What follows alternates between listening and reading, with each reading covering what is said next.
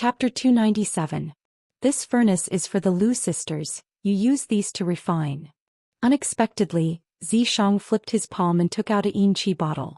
Yun Jioga took a look and saw that it was an incomparably pure black yin qi water. When did you make this? Yun Jioga looked at Zhou Xian in surprise. The purity of this yin qi water was so high, it meant that the yin moths caught by Zhou Xian were of a very high level. This guy used the excuse of training her and rarely helped her with these things. She didn't expect him to be so kind today. When you were refining the pills, I went out for a walk.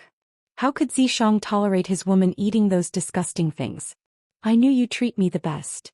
Yun Jioga generously kissed Zhou Xian and excitedly went to refine the yin gathering pill. The pills refined by this high-level yin qi water were indeed different. Each pill was pure black and the effect was needless to say. One pill was comparable to the 2 pills from the furnace just now. Could be said to be of high quality. Yun Jioga kept these high-quality yin qi pills well. The next morning he sent the yang essence yin gathering pill to the Lu sisters. Each bottle has 15 pills. Together with the yin qi pills, it will be enough for you to cultivate for a month. Yun Jioga planned to give the 2 sisters 30 pills every month and keep 100 for himself. Although the yin moths were killed by everyone, she was the one who picked the 3 nether flowers and the pills were refined by her. He definitely wanted to be rewarded. Thank you, senior brother. The Lu sisters would not mind that it was taken out by the yang essence. 1 month later, go to the Moth Valley again. As for the yang essence, do as you see fit. But be careful of the impact. Yun Jioga told the Lu sisters in advance to remind them not to only pluck the feathers from one sheep. It was safer to take turns.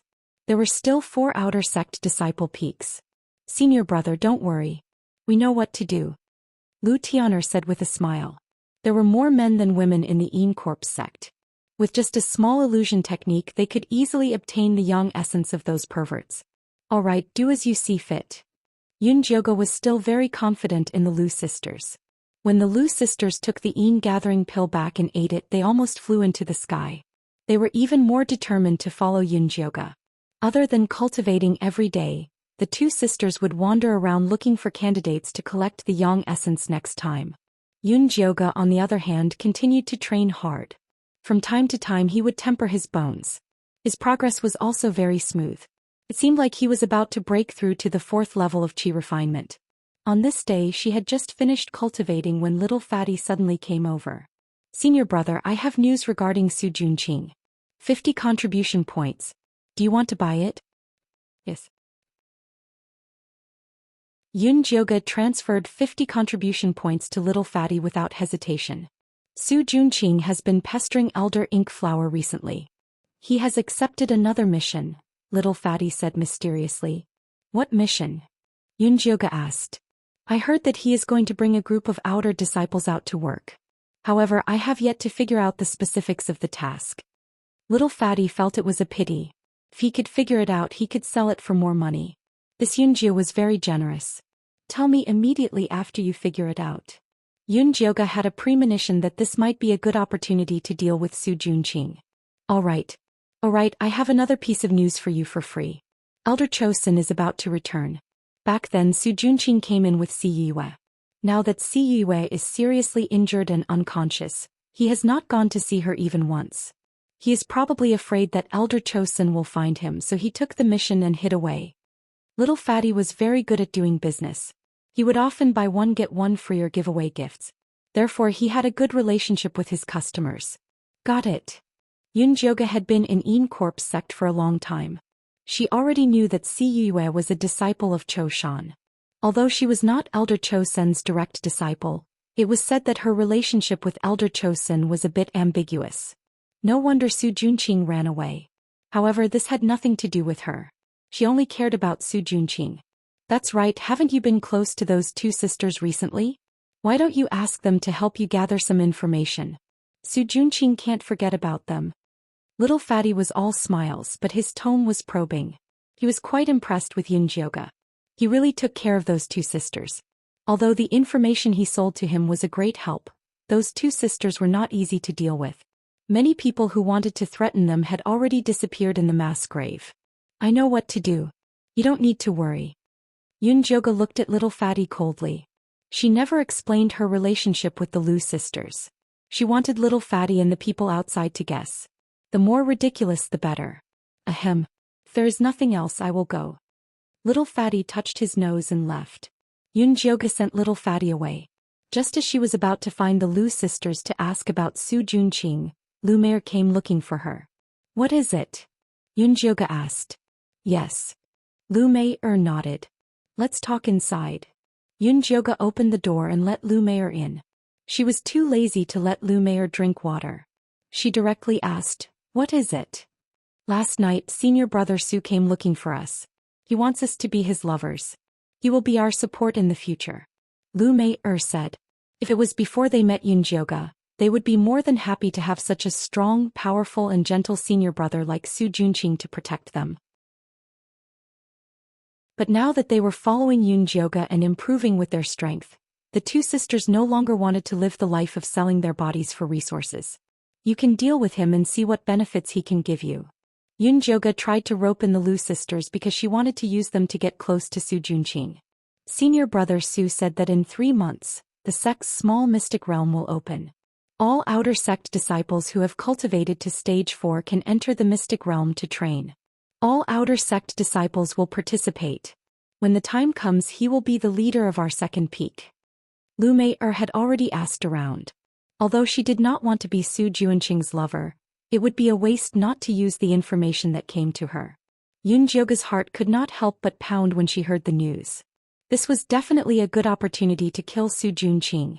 She suppressed her excitement and asked the Lu sisters, what did he tell you about the mystic realm? He only said that there is a type of human-faced peach growing in that little secret dungeon. Eating it is extremely beneficial for raising one's cultivation. The most important mission for us outer sect disciples is to pluck this human-faced peach. However, the process of plucking the human-faced peach is very dangerous and many people might die. Lu Mei could not help but furrow her brows as she spoke up to this point. Every year the Een Corps sect would recruit a large number of disciples. There were tens of thousands of outer sect disciples, but less than 1,000 of them could successfully enter the inner sect. Most of them went into the mystic realms to train.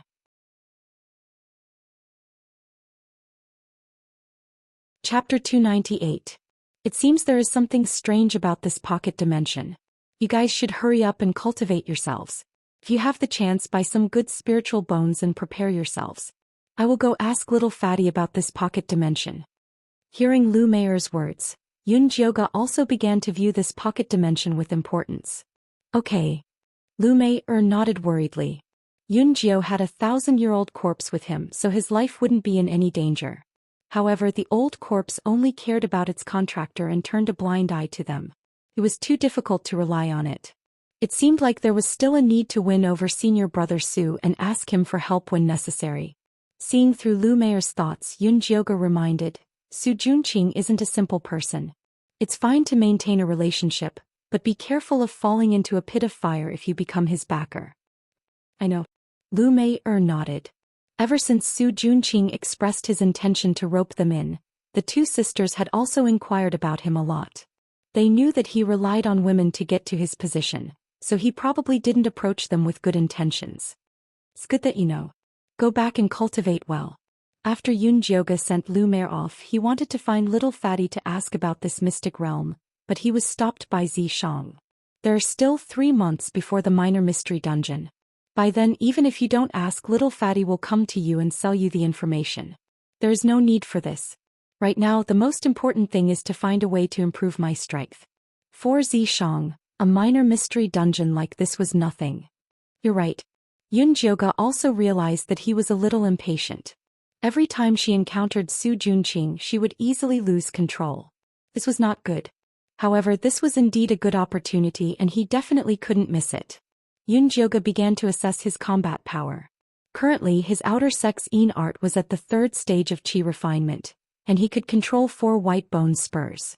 Although the first stage of the 10,000 beasts art could harden one's skin, it could only block normal swords and sabers.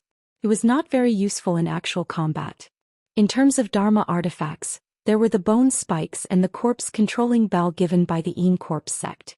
There was also the evil saber he had gotten from forefather Bloodthirsty. The lightning snake illusionary whip was currently sealed and could not be used until the very last moment. As for the other things, the white bone flame could only be used to refine pills, and the white bone monkey could only eat Qi. The treasure-seeking scorpion could only search for treasures. The skinny squirrel was sleeping, and the pink mother goo had not hatched yet. No matter how Yunjioge thought about it, he realized that he did not have a single powerful Dharma artifact. What do you think if I forge my own set of bone spikes? Yunjioge asked Zishang.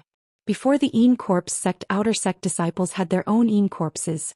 They all used bone spurs as magic weapons. If he could find a superior grade spirit bone to forge a bone spur, its attack power would also be very powerful. It was said that Elder Cho Sen's Dharma treasures were made from the bones of bloodthirsty bats. There were 27 of them in total, and they were very powerful. Find me the spirit bone, I'll help you refine it. Yunjioge was good at alchemy, but he wasn't good at blacksmithing.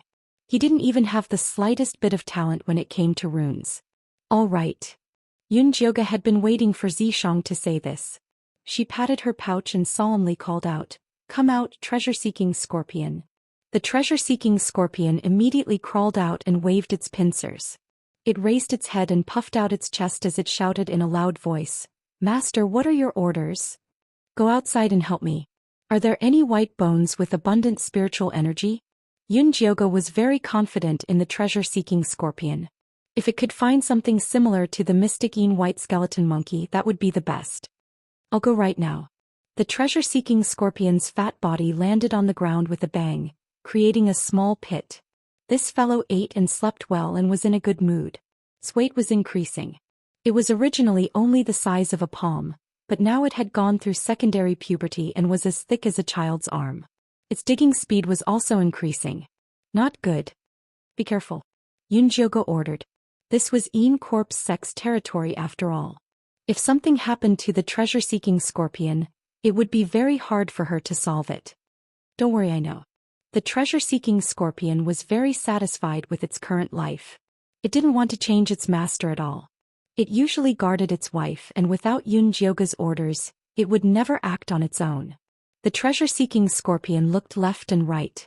After confirming its direction, it turned into a yellow light and entered the ground.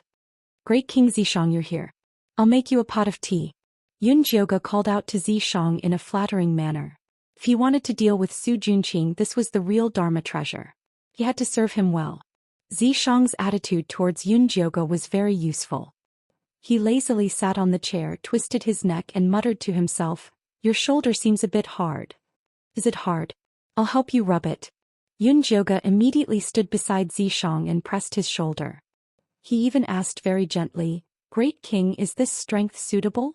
"It's all right." Zishang was drowsy, but the corners of his red lips curled up slightly. Yunjioge wanted to continue. At this moment, a yellow light appeared on the ground. The treasure-seeking scorpion had returned.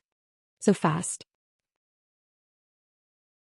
Yunjioge thought that the treasure-seeking scorpion would take at least half a day. After all, this area was Yin Corpse Sect's territory. He didn't expect it to return in just 10 sentences. "I've already found the spirit bone. It's not far from here," the treasure-seeking scorpion said naively.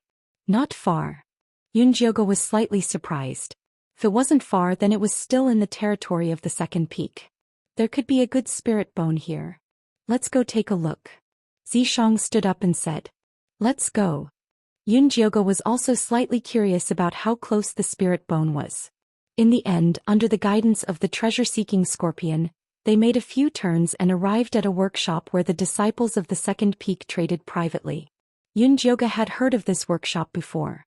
Many outer sect disciples would set up stalls here to privately trade after obtaining some gains. The Yin Corpse sect would also turn a blind eye to it when it was too low to exchange it for contribution points. Yunjioge sent the treasure-seeking scorpion to pick up the spirit bones for free. Making her spend money was like cutting off her own flesh. "Let's look around. If there's anything good, we'll buy it." Zishang was rather interested in this workshop. "All right, let's look around." Yunjioge felt a little heartache for her purse. The scale of this workshop was quite large. The small stalls were all trading within a planned area. Most of them were things that outer sect disciples could use. There were second-hand Yin Qi bottles, various spirit bones, various low-grade Yin materials. Jioge walked around but didn't find anything good. A slightly better spirit bone was sold for 100 contribution points. It was better for her to go to the mass grave to find it herself. As Jioge was walking around, she heard a familiar voice behind her. "Senior brother Jio, why are you here?" She turned around and saw that it was little fatty Jinlin. "Why do you have a share in everything?" Jioge was impressed with little fatty. He curried favor every day, yet he still had the cultivation of the second layer of the Qi refinement realm. He was quite a capable person. Keeping track of the workshop's movements is also one of my jobs. If senior brother Jio wants to buy anything, just ask me directly. I don't charge for this information, little fatty said with a smile. Chapter 299. I want to buy a good spirit bone, but the price has to be reasonable. Jioge still trusted little fatty. You can't buy good spirit bones here, you have to go to the night market to get good stuff. Little fatty whispered. Ghost market. Jioge raised her eyebrows, it didn't sound like a good place. That's right, after midnight there is a ghost market in the locust tree forest. There will be a lot of good stuff, but you can only exchange it. You can also buy it with spirit jades, but it doesn't accept contribution points. Little fatty carefully introduced the ghost market to Jioge. Because there were a lot of things that couldn't be put on the table, people who entered the ghost market had to cover their faces. They weren't allowed to ask for the origin of anything they wanted to exchange, and fighting was not allowed in the ghost market. Although the rules in the ghost market were very strict, there was no guarantee once you left. Many people would stare at targets in the ghost market and rob when they left, so it was very dangerous for people without any strength to go to the ghost market. Sounds good. Xianxia transmitted his voice to Jioge, deciding to go for a stroll tonight. Actually, there is still some risk in going to the ghost market. Senior Jio, if you have anything you want, just find me. I guarantee a good price. Little fatty started to pull in business. Okay, if you have spirit bones that are suitable for the Lu sisters, help me look for them. Jioge acted like a rich man who wanted to buy something to please a beauty. No problem. Little fatty patted his chest and guaranteed. Jioge left the workshop and returned to the house to prepare for the night market. What do you plan on using to exchange for things? Xianxia asked. I'll use some energy pills to try. If it doesn't work, I'll use spirit jades to buy it. Jioge really didn't have anything good on hand. She couldn't bear to use the ingredients in the storage bag to exchange. It would be very hard to buy them in the future. It's better to keep the spirit jades. Xianxia said. These contribution points could only be used in Corp's sect. Outside it was still better to use spirit jades. What do you think if I use the pill to exchange? Jioge's only skill was alchemy. Sure. Xianxia was very confident in Jioge's alchemy skills. Jioge naturally wouldn't use her own high-quality pill to exchange. She took out the inferior pill and put them in a bottle, finally preparing 10 bottles. At midnight, the moon was bright and the stars were sparse. The air was quiet. Jioge put on a black cloak and a black cat mask, then set off for the locust tree forest with Xianxia. From the outside, nothing seemed out of the ordinary in the locust tree forest, but after entering he found that there were people everywhere in the shadows of the trees. If he wanted to sell something, all he had to do was find a secluded place and place the item on a red cloth. Then he would wait for someone who was interested to ask about it. Jioge looked around and found that there were all kinds of things being sold. Medicinal pills, cultivation techniques, demonic weapons, medicinal ingredients, and there were also people selling placentas. It was said that many female disciples liked the placentas and often bought them as tonics. There were also quite a number of people selling spirit bones. Most of them were gathered at the corner of a row of trees on the left. Jioge walked over and found a stall that had good spirit bones on display. A few of the bones were glowing with a faint azure light, indicating that they were wind elemental bones. The stall owner was also wearing a black cloak and a gray wolf mask. He was quite tall. What kind of bone is this? Jioge didn't need to change his voice to use a woman's voice. Rank 3 Gale Wolf's leg bone. The gray wolf stall owner's voice was very hoarse. It was clearly not his own voice. Gale wolves could only be found in the bewildering beast forest in the north. That was the territory of the Joyful Union sect. He didn't know how this gray wolf stall owner got his hands on it. Indeed, he couldn't ask about the origins of the items in the black market. How much? Yunjioga didn't have the time to go to the bewildering beast forest and could only buy it with money. 100 spirit jade for one. The Grey Wolf stall owner said. So expensive? Yunjioga was interested and wanted to bargain.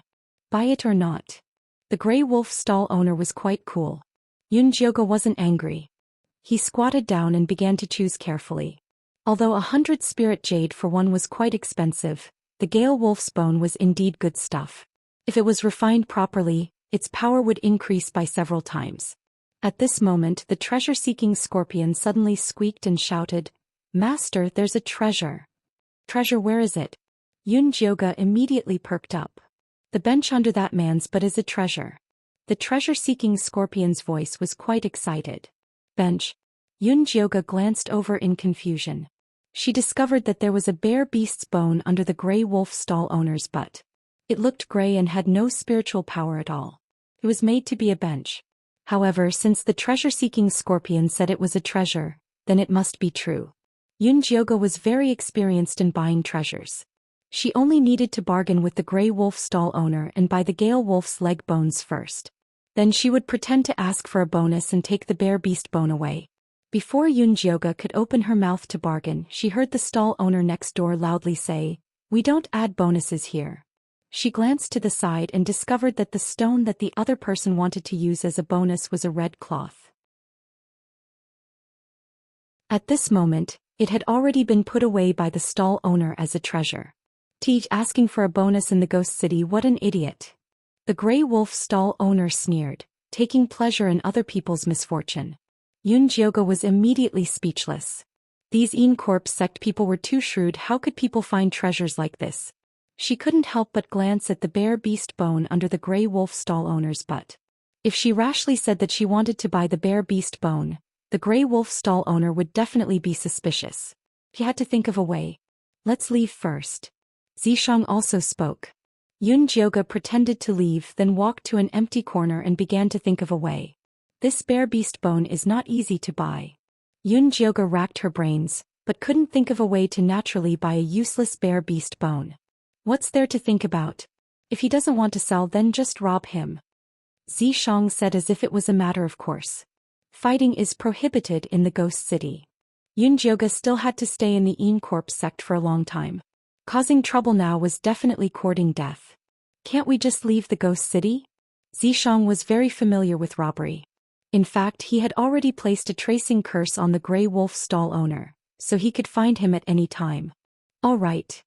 It's just robbing a broken bare beast bone. At worst, she would just give him some spirit jades as compensation. After Yunjioga made her decision, she prepared to go back and buy the Gale Wolf bones that she saw earlier.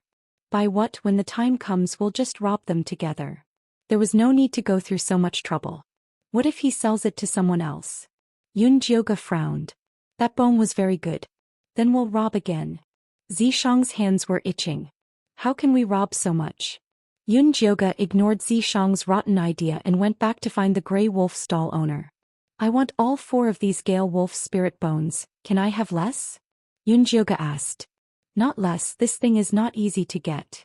The Grey Wolf stall owner was speaking the truth.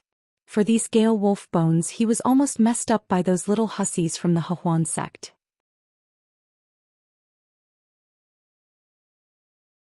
Chapter 300.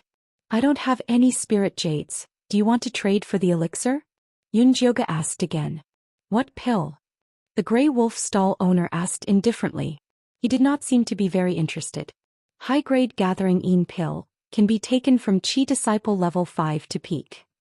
Yunjioga felt that this Grey Wolf vendor's cultivation should not be low, so it would be useful. The Grey Wolf vendor immediately raised his head. Although the shadow of the cloak covered his face, Yunjioga could feel that he was very surprised. Let me have a look. Although the Grey Wolf vendor was happy, he was still very cautious. Yunjioga poured a gathering pill over. The Grey Wolf vendor was also knowledgeable. He could tell that it was a good elixir, and could indeed be used from Chi disciple level 5 to peak. How do you want to trade? The Grey Wolf vendor held the elixir and did not let go. 100 spirit jades per bottle, 10 pills. Yunjioga felt that his price was very fair. Okay. The Grey Wolf vendor nodded, and the two quickly completed the transaction. Yunjioga took the spirit bone, put it in her Qinkuan bag and turned to leave. When she left, there were still a few gazes on her. It seemed that they had their eyes on her. Yunjioga glanced at them from the corner of her eyes, and found that it was a gang crime. 3 or 4 people stood in a position where they could closely observe her movements, and they were not afraid of her finding out. Go that way, Zishang said. Yunjioga followed Zishang into the shadow of the locust tree, and when she came out she changed into a pure black mask, and even her body was much more muscular, and she immediately got rid of those people who wanted to rob her. That gray wolf vendor left, let's quickly follow. Zishang kept watching. Let's go. Yunjioga also quickly left the ghost city and followed the gray wolf vendor from a distance. It could be seen that this gray wolf vendor was very experienced. After circling around the ghost city several times, he quietly left and walked towards the first peak. The gray wolf vendor was very vigilant along the way, and deliberately chose wide and open terrain to walk. Yunjioga originally wanted to sneak attack, but she could not find a chance. If the gray wolf vendor returned to Peak 1, the robbery plan would be ruined. Yunjioga had no choice and could only use the white bone spur to stab the gray wolf vendor from the shadows. He didn't expect the gray wolf stall owner to react so quickly. 2 fiery red bone spurs flew over in a flash. One of them broke Yunjioga's white bone spike into 2. The other one was aimed at Yunjioga's chest. Yunjioga's figure flickered, and after dodging the attack he held the broken bone spear in his hand. Little guy, you actually dare to rob me? You're really courting death. The gray wolf stall owner laughed arrogantly. He has been setting up a stall in the ghost city for many years and has seen too many thieves. What he likes the most is this kind of business where the thief eats the thief. Yunjioga did not speak. He shook the corpse control bell and continued to command the 2 broken bone spurs to attack the gray wolf stall owner. Tee, you really won't shed a tear until you see your coffin. The gray wolf stall owner shook his head, looking as if he didn't care about his opponent at all. But his hands were very cautious, and he immediately directed the 2 red bone spurs to meet the attack. These 2 bone spikes were forged from the bones of a Type 2 blazing lion. Although it wasn't fast, the flowing fire effect had a special skill. When the fiery red bone spur flew in front of Yunjioga, the red light suddenly exploded, dazzling people's eyes. Yunjioga accidentally blinded her eyes and became a bit absent-minded. She didn't notice that a thin gray bone spur was hiding in the shadows and approaching her. The gray wolf stall owner revealed a proud smile, feeling that tonight's extra income was already safely in his storage bag. He didn't expect his waist to suddenly go numb and he instantly fell to the ground. You're too careless, Zishang said to Yunjioga while holding the gray bone spur. Yunjioga's fighting style was still too similar to a spirit practitioner, being straightforward. In the past she had the Thunder Snake Illusion Whip, a powerful totem that could attack and defend, so she naturally wasn't afraid of these sneak attacks. But she was now a small outer sect disciple of the Corpse sect, so she was at a disadvantage if she used her previous fighting style. I won't do it next time. Yunjioga also knew that she was a bit careless. These Corpse sect outer sect disciples didn't have much cultivation, but they had a lot of tricks up their sleeves. If she continued like before, she would suffer sooner or later. Zishang saw that Yunjioga knew her mistake, so he didn't say anything more. With a hook of his finger he took the gray wolf stall owner's storage bag and gave it to Yunjioga. After Yunjioga opened it, she first took out the gray bear beast bone. Then she glanced at the gray wolf stall owner's storage bag, and realized that this guy was a rich man. Other than more than 3,000 spirit jades and a mess of pills and herbs, there was also a complete set of black and red bone spurs. He couldn't tell what material it was made of, but there were a total of 5 of them and they were all in the shape of a sharp knife. The 3 deep blood grooves in the middle were very sharp, and there were secret patterns engraved on them. They were all stained with blood and were actually refined using the blood refining method. This is a set of evil weapon, it has already been refined by him, you can't use it. Zishang glanced at the set of bone spurs. If the gray wolf stall owner used this set of bone spurs to deal with Yunjioga, the battle would have ended in an instant. To be able to use 5 bone spurs he must at least be at the peak of chi condensation. With this kind of cultivation he would definitely be a big shot in the first peak. However, Yunjioga was masked today so he wasn't afraid of being recognized. Yunjioga didn't care about those pills and herbs and he couldn't use the bone spurs. The only thing that was useful was the 3,000 spirit jades. Yunjioga put away the spirit jades without hesitation. According to Zhishang at this time, it was better to silence him. However, Yunjioga felt that this guy had some luck and he might be useful if he was kept alive. When Yunjioga returned the storage bag to the Grey Wolf stall owner, he pulled down the Grey Wolf stall owner's cloak, revealing a handsome face with a strong personality. Although his eyes were closed, Yunjioga could still see his deep brows, high nose bridge, slightly tanned skin, and he looked very boorish, different from the handsome people of the Central Plains. If little Fatty was here, he would definitely tell Yunjioga that this Grey Wolf stall owner was the strongest disciple of the first peak Wolf Fang. It was said that he had already been appointed as the personal disciple of Elder White Bones, and was even given a foundation establishment pill. Wolf Fang also had a cave in White Bones Peak and he rarely moved around the first peak. Today he purposely came here to lure Yunjioga, but he didn't expect to be plotted against by Yunjioga. This guy has been poisoned. Yunjioga noticed that there was a faint pink color under the Grey Wolf stall owner's collarbone. It looked like countless peach blossom petals stacked together. However, it was really strange for such an incomparably enchanting color to appear on such a big man. Peach blossom charming bone poison, the unique aphrodisiac of the Joyous Union sect. The poisoned person must have intercourse with the female disciples of the sect for 7 days and 7 nights in order to get rid of the poison. Zhishang could tell the source of the poison with a single glance. 7 days and 7 nights. Even a Jingu bang would be ground into a needle by water.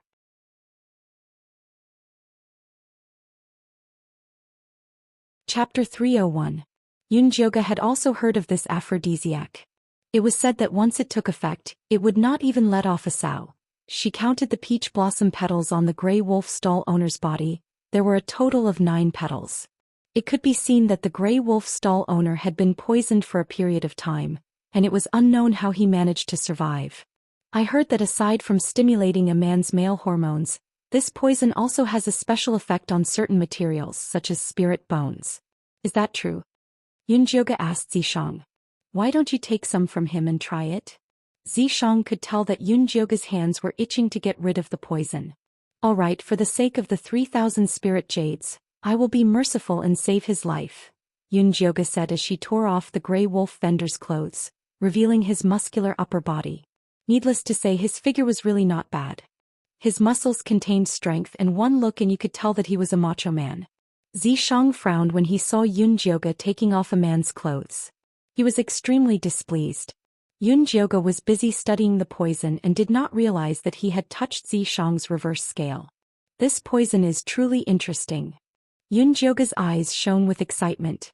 Generally, the way to dispel the aphrodisiac was to relieve it by masturbating. However, the peach blossom charming bone poison was the exact opposite. The more you masturbated, the deeper the poison would be. Even if you used up all your young energy and broke your penis, it would still be useless. In the end, they would still die a horrible death from the poison. This Grey Wolf stall owner probably knew how powerful this poison was, so he had been holding it in after he was poisoned. Now it wasn't hard to get rid of it. Central Shingi. Yunjioga quickly found the acupuncture points to detoxify. The thunder fire needle flashed with a pale purple light and pierced it from top to bottom, from left to right, and began to expel the poison. Drops of pink liquid seeped out of the Grey Wolf stall owner's wheat-colored skin, making him look like an adorable flower. Speaking of which, the Grey Wolf stall owner was quite lucky. The outer sex-ene skill that he practiced had an innate cold-blooded effect. It had a certain suppressive effect on this kind of aphrodisiac, which was why he could endure it for so long. If an ordinary spiritualist was poisoned, he would have died of hunger and thirst long ago. After Yunjioga forced the peach blossom charming bone poison out, he carefully collected it in a jade bottle. Thank Big Sister. It's not a waste to spend 3,000 spirit jades. Yunjioga kindly helped the Grey Wolf stall owner find a safe place to hide before leaving. Wolf woke up very quickly. Before he could fully open his eyes, he immediately went to check his storage bag. C. As soon as he opened it, he discovered that all the spirit jades were gone. Even the big bone that he usually used as a mount for the bear beast was gone. Mother it must be the guy who bought the Gale Wolf bone from me today. Wolf Fang's intuition had always been sharp. He had always felt that the big bone was very unusual. Unfortunately, no matter how hard he tried, he still couldn't find out the secret behind it, so he kept it with him as a stool. He didn't expect that it would be snatched away by someone who knew what it was. If I find out who it is, I will definitely have my revenge today. Wolf Fang secretly decided in his heart. It just so happened that those 4 Gale Wolf bones were very conspicuous. As long as he dared to take them out and use them, he would definitely discover them. Wolf stood up from the ground. Suddenly he felt that something was wrong with his body. He hadn't felt that relaxed feeling in a long time. He pulled down his lapel and looked down. He found that the peach blossom petal that the Hehuan sect woman had made under his collarbone had disappeared. Then he reached down and touched the Jingu Bang, which was always bulging, also calmed down a lot. Could it be that the poison has been cured? Wolf was overjoyed. Previously he had chased a Gale Wolf into the bewildering beast forest of the Hehuan sect. He was careless and was sneak attacked by that group of little wenches, almost being toyed to death by them. He spent a lot of effort to escape. Unfortunately, he couldn't find someone who knew how to cure the poison. He could only circulate his qi every day to freeze 3 inches below his navel. The feeling of his little dick being frozen was not good. He thought that if he couldn't find anyone, he could only bite the bullet and find his future master, the White Bones Elder. He didn't expect that after being beaten up today the poison would be cured. Originally, Wolf Fang wanted to find the robbers to settle the debt. Now he suddenly felt that it would be very beneficial to know such a powerful expert. There were too few people in the Yin Corps sect who could refine pills and cure poisons. Yun Jioga didn't know that Wolf Fang was thinking of ways to hug her thigh. After she came back, she prepared a bottle of black ink and soaked the bones of the Tempest Wolf in it. These bones were very rare among the outer sect disciples. It would be too conspicuous to take it out directly. It had to be processed first. After Yun Jioga processed the 4 bones of the Gale Wolf, she took out the big bear beast bone and asked the treasure-seeking scorpion, "What kind of treasure is this? Why didn't it have any spiritual energy?" "I don't know. I just saw 2 spots in the middle that were particularly bright. It's definitely a treasure." The treasure-seeking scorpion waved its big pincers and said confidently, "Light spots." Yun Jioga couldn't find any clues after turning it over and over, so she asked Zishang, "Do you see the light spots? I am not a treasure-seeking demon." Zishang was only interested in those things that could supplement his demonic power. "Forget it. Let's cut it first." Yun Jioga was a man of his word. He took out a knife, and under the guidance of the treasure-seeking scorpion, he cut off the 2 light spots. Then he slowly polished them. Finally, he found 2 thumb-sized beads in the gray bone seam. It was also gray and dull, without any spiritual energy, let alone light. This is the inner core of a pearl fish? Zishang's eyes were sharp this time. He recognized it at a glance. Does a pearl fish also have an inner core? Although Yun Jioga had never seen one before, the 2 stones in her hand didn't look like one. It's probably because it was petrified for too long that its spiritual energy was sealed. Zishang took the small beads from Yun Jioga's hand and gently squeezed them. Finally, there were only 2 white beads the size of rice grains left in her palm, shining with a soft light. This kind of pearl fish is the bear beast's favorite food. Only 2 out of 100,000 can cultivate an orb. I think this bear beast accidentally swallowed these 2 pearl fish into its stomach, but unfortunately, it was killed before it could digest them. In the end, the orb fused with the bear's bones. These were all Zishang's guesses, but he felt that the truth shouldn't be too far off. What's the use of this inner core? Can it be eaten? Yun Jioga swallowed her saliva. She felt that after practicing the 10,000 beast spell, she had become much more beastly. This inner core has been left for too long. You can't eat it. Zishang was afraid that Yun Jioga would have a problem eating it. He didn't like it either. Squeak, squeak, squeak. At this time, the treasure-seeking scorpion said embarrassedly, "Master, can you give my wife one? My wife is about to evolve recently." "What is your wife going to evolve into? Is it also a treasure-seeking scorpion?" Yun Jioga asked. She remembered that treasure-seeking scorpions were born as spirit beasts. She had never heard of an ordinary scorpion evolving into one.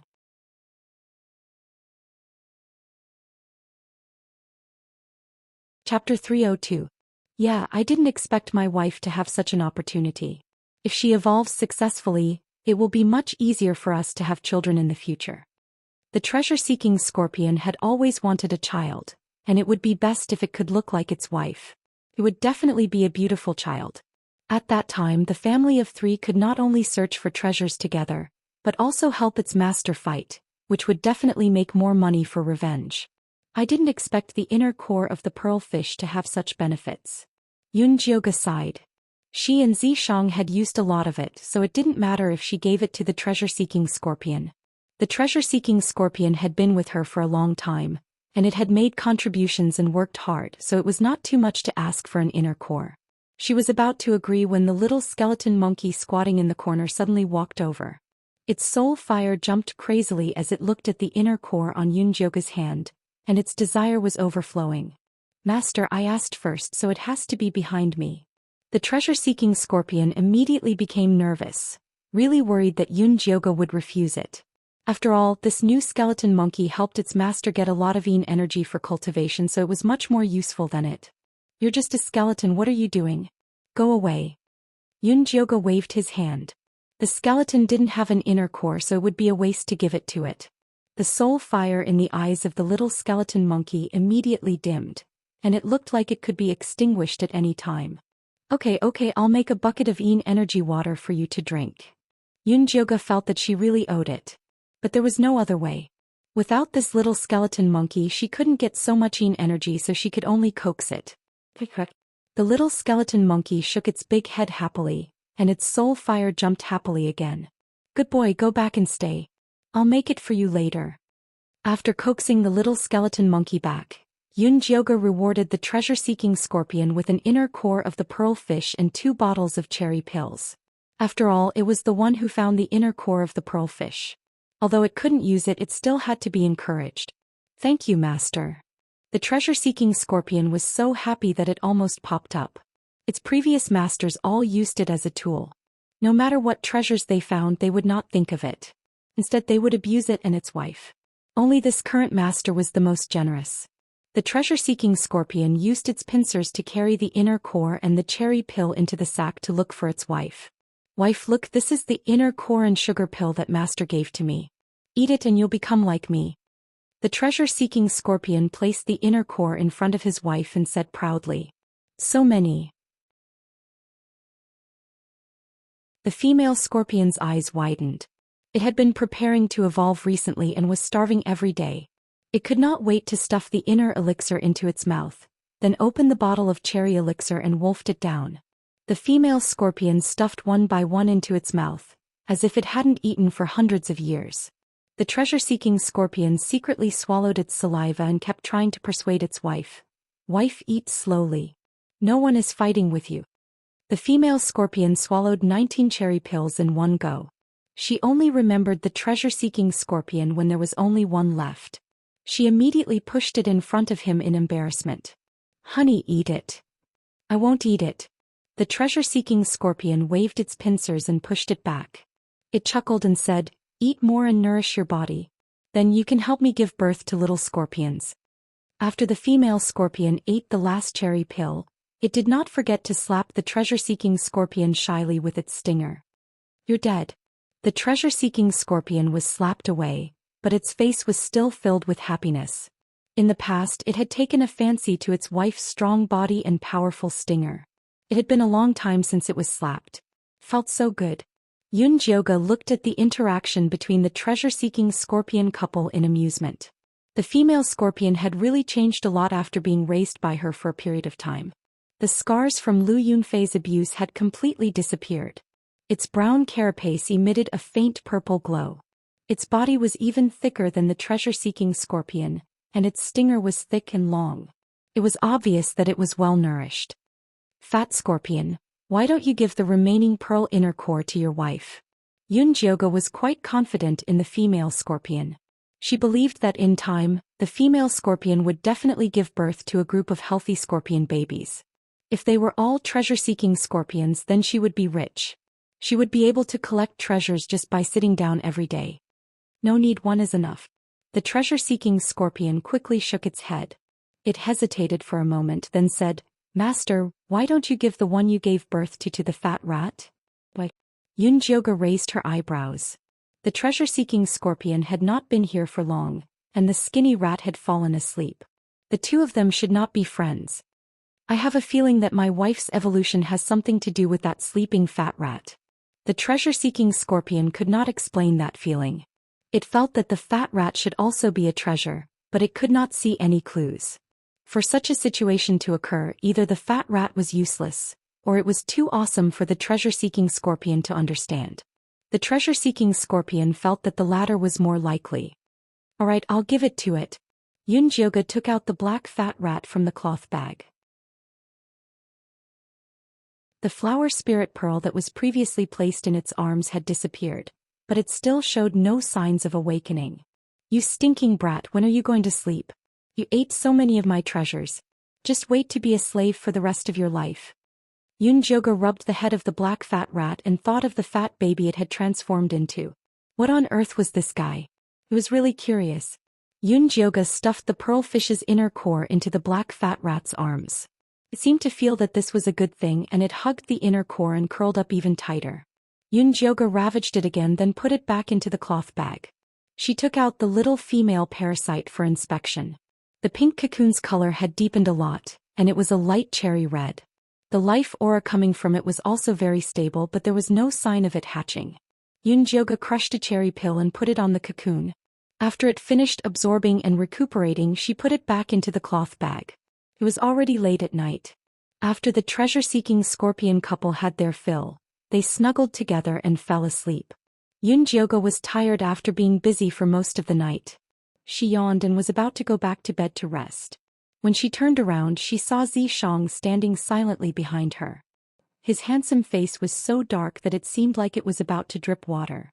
Are you trying to scare me to death in the middle of the night? Yunjioga patted her chest. Although Xianxia's image was very beautiful, he was also very sinister. When he didn't speak, he was quite scary. You're scared? Then why were you so bold when you took off the man's clothes just now? Xianxia's gray eyes were dark. The corners of his mouth were tightly pursed, and his whole body was full of the aura of a king who was not in a good mood. If the king was not happy, you little slut, hurry up and kneel down to apologize. What do you mean by taking off the man's clothes? I was treating a patient and saving a person. Besides, I received a consultation fee of 3,000 spirit jades. Yunjioga would not admit this crime even if she was beaten to death.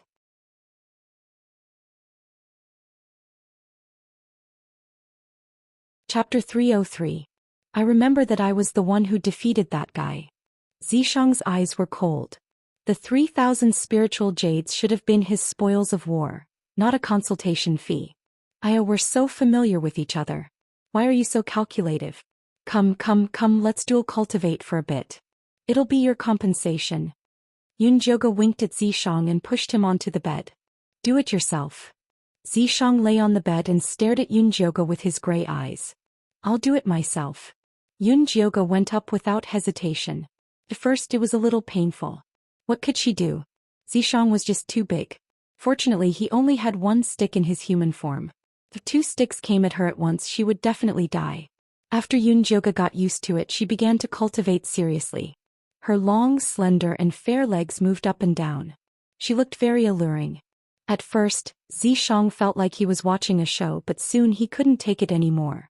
However, Yunjioga seemed to be enjoying herself. It made him so angry that his teeth itched. Too slow. Xianxia's eyes were dark and he felt like a storm was brewing. It's not like we're in a hurry. Come at me if you can. Yunjioga panted slightly. This position was very strenuous. It wasn't easy to be fast. Xianxia's gray eyes flashed dangerously. He grabbed Yunjioga's slender waist and lifted her up. He lifted her up forcefully and landed heavily on the ground. The huge force pierced through Yunjioga like a javelin, stimulating her spine like a bolt of electricity. Yunjioga trembled. Her strength was instantly sucked away by the strong feeling and her body went limp. You're going to die. Yunjioga pressed her hands against Xianxia's chest and glared at him. Unfortunately, her slightly red eyes didn't have any killing power. Be serious. Xianxia's face was stern and he slapped her mercilessly. Then he held her waist and began to exert force. Every time he lifted her waist, Xianxia would move back slightly. After putting as much distance between them as possible, he put her down. The violent aura was like a flood dragon in the sea, and the frequency was like rain on a banana leaf. Pure energy gathered in Yunjioge's dantian and flowed through all the meridians in her body. Slow down. Yunjioge's voice was hurried and his words were stuttering. It was impossible for him to maintain his previous leisurely demeanor. Today, break through to the 4th level of Qi Disciple in one go. If you can't reach it, don't even think about coming down. Xianxia did not have any protective feelings for the fairer sex. He was determined to teach her a lesson today. I just broke through the 3rd level of Qi refinement last month. Yunjioge was about to cry. Her current accumulation was not enough for her to make another breakthrough. If she wanted to advance, she could only rely on the aura of the purple deceased sword. Wouldn't that mean that she would die in this place? Thank me, you will become the outer sect disciple with the fastest cultivation speed. Xianxia's gray eyes were dark and gloomy. The corners of his light-colored lips curled upwards, making him look indescribably cold and demonic. Yunjioge's legs trembled and his body went limp. It wasn't because of the sun but because he was scared. She felt that she would definitely become very, very miserable. Outside the house, the Lu sisters were endlessly hesitating. Sister, senior brother Yunjio has not left the house for 3 days and 3 nights. Could something have happened to him? Lu Tian'er asked worriedly. Previously, when Yunjio went into seclusion to cultivate, he would inform the Lu sisters in advance. This time he went into seclusion for 3 days without a word, making the 2 sisters extremely worried. One had to know that they were about to run out of Yin energy pills and gathering Yin pills. What would they do if they couldn't find someone to collect the pills from? They had already tasted the taste of good pills. If they were to go back and eat low-level pills, they would probably not be able to adapt. Don't be afraid. Senior brother Yunjio has the protection of the 1,000-year-old corpse. He will be fine. Lu Mei'er was not worried about this. There was no one in the outer sect who was a match for the 1,000-year-old corpse. Sister, do you think senior brother Yunjio will help us refine the bones? Lu Tian'er asked again. The 2 sisters came to find Yunjio not only to get the pills, but also to ask Yunjio to help refine 2 spirit bones. That was why they were standing guard at the door. Let's ask first. Lu Mei'er did not have much confidence in this. It would be better if they only asked Yunjio, but they also needed the 1,000-year-old corpse this time. They were afraid that it would not be so simple. Just when the 2 sisters were feeling uneasy and wondering if they should send another message, the door finally opened. Come in. Yunjioji's voice was weak and hoarse as if he had been shouting for a long time. The Lu sisters hurriedly entered the room and did not forget to close the door. Senior brother Yunjio, what happened to you? Lu Tian'er was shocked when she saw Yunjioji's swollen eyes and his body was hollowed out. Nothing, sit. Yunjiogu weakly asked the 2 sisters to sit down. Senior brother, you're in the 4th stage of Qi training? Lu Mei'er's eyes became sharper, and she immediately noticed that Yunjiogu was different. Really? Lu Tian'er's eyes widened. She remembered that Yunjiogu had just advanced to the 3rd stage of Qi training when he gave them the pills last month. It had only been a month and he advanced again. Yes, I'm in the 4th stage of Qi training. Yunjiogu said weakly, not happy at all. Senior brother, how did you do it? Teach us. Lu Tian'er asked impatiently. If they could learn this secret method, they would be able to go back and take revenge sooner. Lu Mei'er also wanted to know, but she was more cautious than her sister. She would think before asking. Once again she discovered something unusual. Yunjioji's 1,000-year-old corpse sat silently in the shadows. His usually expressionless handsome face revealed a satisfied expression, and he would occasionally look at Yunjiogu with possessive eyes. This expression reminded Lu Mei'er of a male beast when he conquered a female. Her heart skipped a beat and she immediately knew how Yunjiogu advanced quickly. She and her sister could not learn this method. Seeing that Lu Tian'er wanted to continue asking, Lu Mei'er quickly pulled her back and said with a smile, Sister, didn't you say you found 2 good spirit bones and wanted to ask senior brother Yunjio for help? Why don't you take them out quickly? Lu Tian'er was stunned. Although she did not know why her sister didn't let her ask, she followed along and changed the topic. Yes, senior brother Yunjio, a few days ago we found 2 earth spirit mouse bones at Jinlin's place. Senior brother, please help us take a look. As she spoke, she took out 2 earthy yellow bones from her storage bag. They were 3 feet long, and the surface of the bones glowed with a faint yellow light. Although they were not very thick, the light was quite full. Yunjiogu picked up the spirit bones and examined them carefully. He nodded. These bones are not bad. The sisters had earth spirit roots, so the bones of the earth spirit mouse were very suitable for them.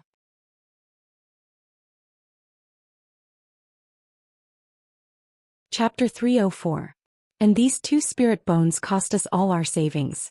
Now we can't even find a spirit master to help us carve runes. Lu Linger pitifully said. This earth spirit mouse burrowed very quickly and was very hard to catch. 2 spirit bones cost them all their savings. I still have 1,000 contribution points. If you want, I can lend it to you first. These bones are so good, it's better to find a spirit master to refine them. Yunjioga said. Spirit masters were a branch of refiners. They were experts at crafting all kinds of evil runes. They were also the most common refiners in the evil and demonic sections. To become a spirit master, not only did one need to have talent in crafting, they also needed money to learn runes. Normally large sects would need to spend a lot of resources to train one. The Corpse sect had their own refining hall with 12 spirit masters. For level 5 spirit masters were there to serve the inner sect disciples. The rest were for low-level disciples to refine. But even so, the fees were very expensive. Carving a rune cost 500 contribution points. If an outer sect disciple wanted to get a good set of bone spurs, they would need to save up for a long time. 1,000 contribution points is not enough. The Lu sisters bitterly shook their heads. If they wanted to refine the set of bone spurs, they would need at least 4,000 contribution points. It was too expensive, they couldn't afford it. Then what do you plan to do? Yunjioga believed that the 2 sisters did not come to find him just to complain about being poor. Senior Yunjio, can you let Senior Corpse help us refine it? Lu Tian'er carefully asked. The 1,000-year-old corpse's Qi was very strong. If he spat out a few mouthfuls of Qi, the quality of the spirit bone would immediately increase by 1 level. At that time, even if he didn't refine runes, he would still be able to display the greatest power. You can ask him yourself. Yunjioga's face immediately sunk. That damn Zishang forced her to dual cultivate for 3 days and 3 nights. Although her cultivation went up, she lost half of her life. Now she couldn't even close her legs. Just thinking about dual cultivation made her scalp tingle. She didn't want to talk to that pervert at all. If senior brother feels troubled, then just say it. There is no need to make fun of us sisters. Lu Mei said with a bitter face. Although these 1,000-year-old corpses were powerful, they were not powerful enough to communicate with humans. To a large extent, the contractor's attitude represented them. That's right, I'm indeed in a difficult position. You guys don't know how perverted this 1,000-year-old corpse is. Rather than asking him for help, you might as well ask those spiritualists for free. Yunjioga took the opportunity to ridicule. She wasn't purposely making things difficult for the Lu sisters. It was just that apart from being at the level of an old corpse, everything else about Zishang was fake. The Qi on his body was used to show off. How could he use it to refine the bones of the Lu sisters? We were rude. The Lu sisters smiled awkwardly. Although they were disappointed in their hearts, they did not dare to complain. They were afraid that Yunjio would be angry, so they still had to smile and apologize, which made them look a little cute. Yunjioga originally wanted to vent his anger, but seeing them like this he felt a little embarrassed, so he said, "How about this? Leave the 2 spirit bones here first and I'll think of a way." She still wanted to use the 2 sisters to deal with Su Junqing, so she had to give them some benefits when necessary. Moreover, improving their strength would also be helpful to him. Because in the Corpse sect, the 2 sisters were the only people she trusted. Thank you, senior martial brother. The Lu sisters happily left the spirit bone behind and took their leave. When the 2 sisters returned to the house, Lu Tian'er whispered, "Sister, why didn't you let me ask senior brother Yunjio about his secret cultivation method?" "Silly girl, you didn't see senior's face just now. He really ate and drank to his heart's content." Lu Mei gave her sister a look, letting her understand it herself. Lu Tian'er immediately understood that senior brother Yunjio's cultivation was obtained by selling his body. She could not help but swallow her saliva and said with a little fear, 7 days and 7 nights. It's not that easy to advance quickly. Lu Mei-er had always been a little jealous of Yunjio's good life. Now that she saw that he was not having an easy time, she was a little happy. Sister, we also need to work harder. We can't be left behind by senior brother Yunjio. Lu Tian'er had a serious expression. The relationship between the two sisters and Yunjio was one of mutual benefit. If they were left too far behind by him, they would not be able to follow him in the future. Yes, you're right. Lu Mei-er nodded solemnly and said, then let's start cultivating. Since dual cultivation is faster, let's do it as well. After saying that, Lu Tian'er took off the clothes on her body, revealing a fair and smooth body that was as beautiful as white jade. Following that, Lu Mei-er also took off the clothes on her body. Her jade-like skin was filled with crisscrossing dark red whip marks. It was simply a ghastly sight. Especially on her left shoulder blade, there were two small black and red words, slave. One look and one could tell that it was branded with a branding iron and evil blood ink. This kind of slave imprint went deep into the bone marrow. Unless the person who made the imprint was killed and wiped with his blood, it would never be removed. Lu Tian'er's eyes were slightly red. Her slender fingers trembled as she caressed the shameful imprint on her sister's back. Every time she saw the scars on her sister's body, her heart would be filled with hatred and anger. Back then, her uncle said that he had found a new master for them. She did not expect that he would sell them to an evil old monster in exchange for a rank 3 upper-grade rhinoceros spirit bone. That evil old monster was a pervert. His methods of torturing and humiliating people were endless. After he exchanged the two sisters, he started to torture her sister and left her untouched. That evil old monster's mentality was as if he had bought two identical toys. First he played with one, then he played with the next. Lu Tian'er watched her sister being tortured. Day and night she thought of helping her escape.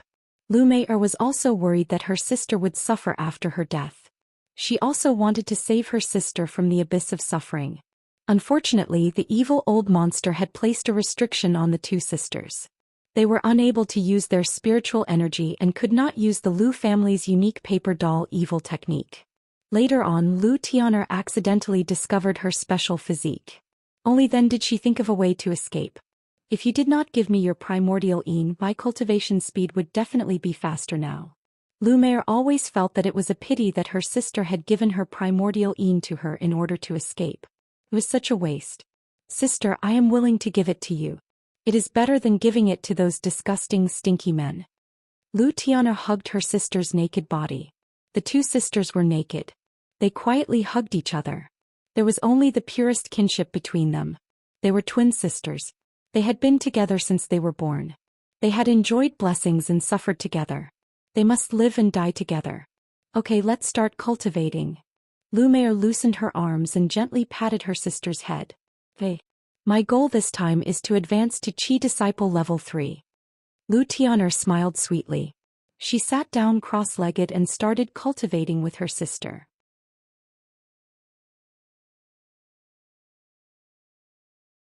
Chapter 305. Yunjioga didn't know that her advancement to the 4th level of Qi Disciple had greatly stimulated the Lu sisters' motivation to cultivate. At this moment she was seriously studying the 2 earth spirit mouse bones, thinking about how to refine them. You can't get these 2 bones? Zhishang asked. It wasn't that he looked down on Yunjioga, but this girl's attainments in runes were terrible. It's not your fault if I can't refine them. Yunjioga was still angry and decided to ignore Zhishang, this pervert. Fine, then you refine them yourself. Zhishang wasn't angry and decided to watch her torment herself. Yunjioga carefully studied the bones and found that they didn't have any advantages in terms of attack, speed, and weight. The only advantage was that the earth's spiritual power was connected to the ground, so it could travel freely in the ground. She instantly thought of the gray thorn that the gray wolf vendor used to sneak attack. It was indeed difficult to guard against it when it was hidden in the shadows. It seemed that these bones still had to take the route of sneak attack and plot. Yunjioga had an idea, so it was easy to do. Although she didn't know how to refine tools or carve runes, she knew how to refine pills. All things in the world were the same. The Lu sisters only wanted to improve the quality of the spirit bone, not to forge it into a divine tool. They just needed to refine the earth's spiritual power inside. Yunjioga immediately opened the small bronze cauldron and threw the 2 bones inside. She also threw in a few spirit herbs that could increase the concentration of Earth's spiritual power and started to refine. An hour later, the originally 3 feet long Earth spirit bone was only 7 inches long. The yellow light on it was extremely rich, ensuring that it could move freely in the soil. Yunjioga looked at the 4 short spirit bones and felt that something was missing. She thought for a moment and dripped a drop of the peach blossom charming bone poison she collected from the gray wolf vendor. After the light yellow earth spirit bone absorbed the pink poison, the light suddenly soared and then disappeared in an instant. The originally yellow bone became gray without any light, as if it had completely lost its spiritual power. However, Yunjioga knew that the peach blossom charming bone poison completely stimulated the earth's spiritual power of the spirit bone and then buried it deeply. In this way, the explosive power of the earth spirit bone was stronger, and after being concentrated, it would be poisoned. Of course, the aphrodisiac that he had absorbed was not as potent as before. Although it wouldn't make people want to have sex with the sow the moment they saw it, it would still make the enemy's blood and chi surge and cause their minds to be in chaos. It could also be used to catch them off guard at critical moments. Yunjioga was very satisfied with the bone that he had refined. After putting it into a paper bag, he looked at Zishang with pride. He said, "I couldn't do it, but I did it anyway. Using this bone as a medicinal ingredient to refine? Not only is your idea interesting, it can also play to your strengths and avoid your weaknesses. Not bad, not bad." Zishang was the first to affirm Yunjioga's idea. "Of course. Your sister is not someone who can't do anything without you. But haven't you forgotten something?" Zishang pointed to the corner of the room. There was a stone vat there and it was covered tightly with a lid, making it airtight.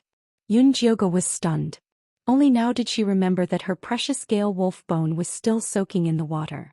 Yunjioga quickly opened the lid and found that the 4 cyan gale wolf bones had turned black. The wind spiritual energy on the surface had fused into the bone marrow. Even if the gray wolf stall owner stood there, he wouldn't be able to recognize it. Although the color was a little darker, the bone structure did not change. Otherwise, she would have cried her eyes out. Yunjioga carefully took out the gale wolf bones. These wolf bones were 2 grades higher than the Lu sisters' earth spirit bones. Not only were they very fast, but they also had strong attack power. There was no need to refine them. They could be used directly by carving runes on them. Thinking of this, Yunjioga couldn't help but sneak a glance at Zishang. This guy was the real expert in carving runes. How could she forget about these 4 bones? Even if she wanted to beg Zishang now, she couldn't bring herself to do it. "Let me see." Zishang didn't want to put on airs. After all, he had ruthlessly taught Yunjioga a lesson in the past 3 days. Now he had to give her a taste of sweetness. Yunjioga quickly handed the bones over and said, "I want to forge these 4 bones into a set of bone spikes." She planned to carve the runes of sharp metal and broken bone on each bone to increase its attack power. Apart from these 2 basic runes, she also wanted to carve the runes of hallucination, poison, paralysis needle, flying escape and bloodthirst on the 4 bones. When the time came, it would be covered in a dense fog which would make it difficult to hide. The poison gas would spread in all directions and it would be an area of effect attack. The paralysis needle could be used for sneak attacks, and the bloodthirst could not only increase its attack power, but it could also restore its health. It was simply perfect. "I can't carve that many." Zishang's face darkened. This girl's requirements were too much. "Alright, then you can carve whatever you want." Yunjioga's face was full of regret. These gale wolf bones were still not enough. How good would it be if she could obtain a divine tier spirit bone? Of course, she was just fantasizing about it. With the current level of the treasure-seeking scorpion, it was impossible for it to find a divine tier bone. Zishang finally carved the broken bone, hallucination, poison and bloodthirst runes. These 4 runes blended perfectly with the runes on the bone, leaving no trace at all. "Zishang, you're really amazing." Yunjioga took the 4 bone spikes lovingly and was not stingy with her compliments. Zishang's handsome face revealed a matter-of-fact expression. Was there even a need for compliments? "Come, let's find a place to try it out." Yunjioga couldn't wait to try out her new magic tool. It was already late at night. Even the evil sex would rarely be active in the middle of the night. Everywhere was quiet. Yunjioga and Zishang arrived at a wasteland. After confirming that there was no one around, They began to try out the Gale Wolf bone spikes. Yunjioga pinched her fingers and the 4 black bone spikes silently floated up, perfectly hidden in the darkness. Go! Yunjioga waved her finger. A large rock in front of her shattered without a sound, and the 4 bone spikes flashed and returned to her side. The attack speed was very fast as expected of the name Gale. The other effects were also very good, better than what Yunjioga had imagined. Yunjioga experimented until the sky was slightly bright. Only then did she return to her house to rest, satisfied. The next afternoon Yunjioga got up, organized a few bottles of Yin condensation pills, wrapped the earth spirit bone and prepared to look for the Lu sisters. At that moment little fatty Jinlin came to find her first. Senior brother Yunjio, I've already found out what Su Juanqing's mission is. Oh, what mission is it? Yunjioga asked even though she already knew the answer. His mission is to lead our Peak 2 disciples below Qi Refinement Stage 5 to a small mystic realm for training. When little fatty said this, his usually carefree face showed a hint of worry.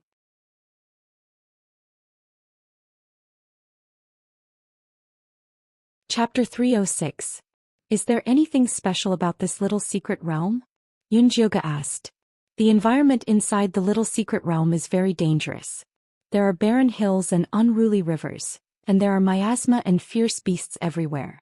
Also, only cultivators below the 5th layer of Qi refinement can enter.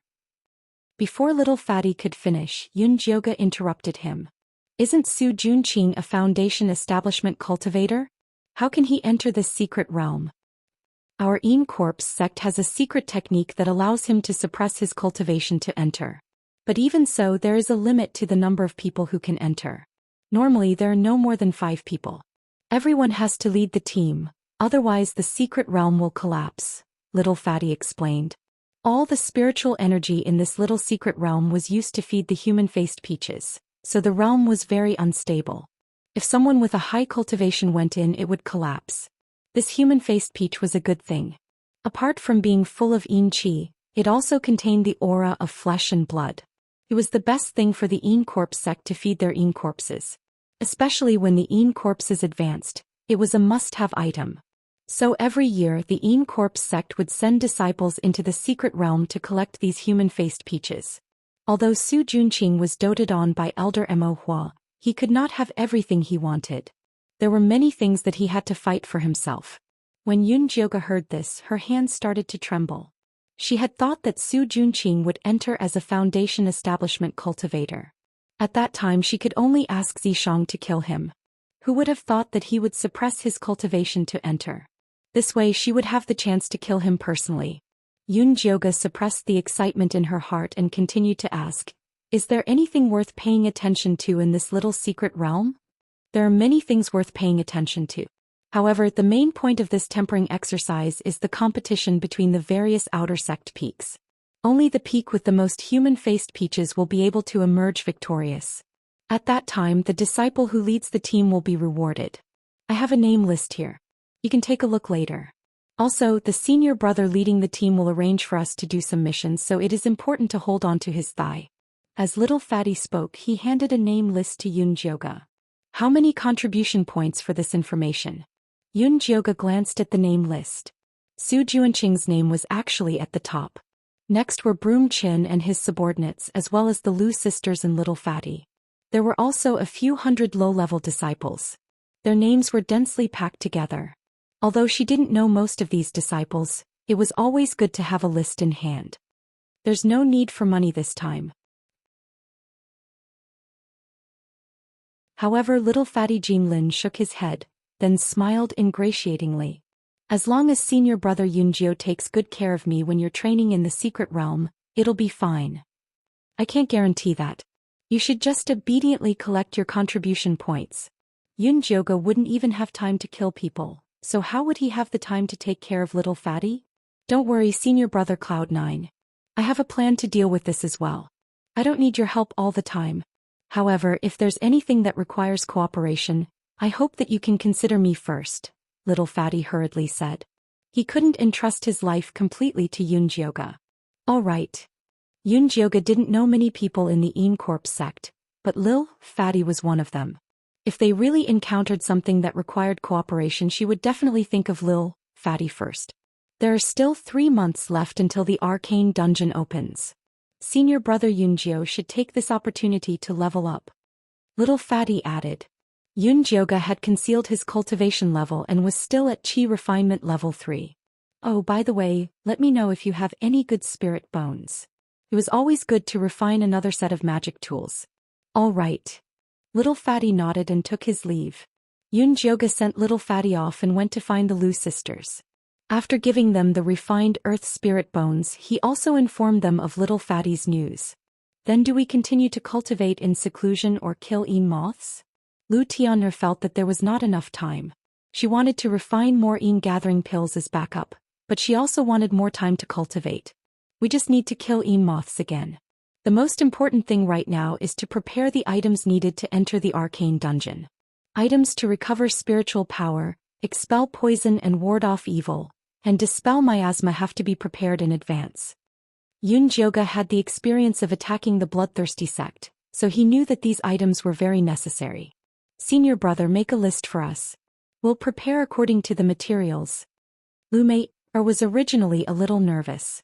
However, when she saw that Yunjioga had arranged everything in order, she felt a lot more at ease. I'll give you the list later. Kill more ghosts during this time and earn more contribution points. The items that Yunjioga wanted were not cheap. They could not be exchanged without enough contribution points. In the next few days, Yunjioga and the Lu sisters killed ghosts crazily. After exchanging a lot of contribution points, they began to buy all kinds of materials. Some well-informed disciples also began to make preparations. The atmosphere of the entire mountain peak became tense. 2 months later, the Lu sisters successfully entered the 3rd level of Qi Disciple. Yunjioga entered the 5th level of Qi Disciple. He advanced to the 5th level of Qi Disciple in less than 5 months. This kind of cultivation speed was very shocking among the outer sect disciples. In order not to attract attention, Yunjioga maintained his cultivation at the 3rd level of Qi Disciple. The Lu sisters also chose to hide their true cultivation. The strength that they revealed was the 2nd level of Qi Disciple.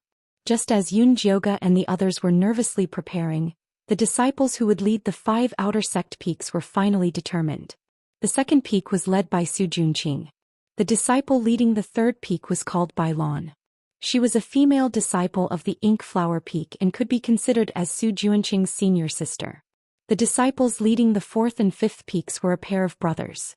The older brother was Han Xiaodong and the younger brother was Han Xiaoxi. Although the 2 of them were only at the peak of Qi Disciple, they were people personally appointed by the sect master Yaziqing. Adding the 2 brothers working together, the 4th and 5th peaks naturally formed an alliance. No one dared to look down on them.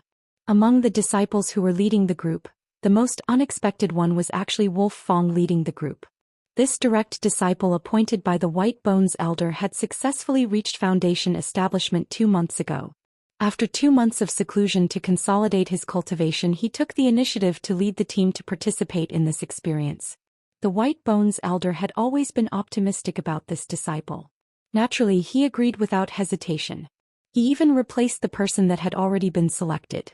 5 peaks, more than 5,000 disciples squeezed into a small secret realm to pick peaches. How strange. Yunjioga felt that this secret realm was not so simple. It's not your problem that it's strange. Don't you want to kill Su Junqing? Do you want to see how strong his corpse is? If possible, Zishang hoped that Yunjioga would personally kill Su Junqing. Of course, let's go tonight. I heard from Little Fatty that Su Junqing goes to bed on the 1st and 15th of every month. When the time comes, he should leave his corpse in the cave. Yunjioga had long wanted to investigate Su Junqing's background. She also wanted to see if Yunji had really been refined into a corpse. It was a pity that Zishang was afraid that she would act impulsively, so he didn't want her to go.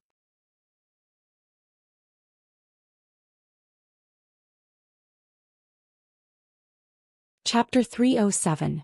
Once you find Yunji, bring back the treasure map. Zishang reminded him.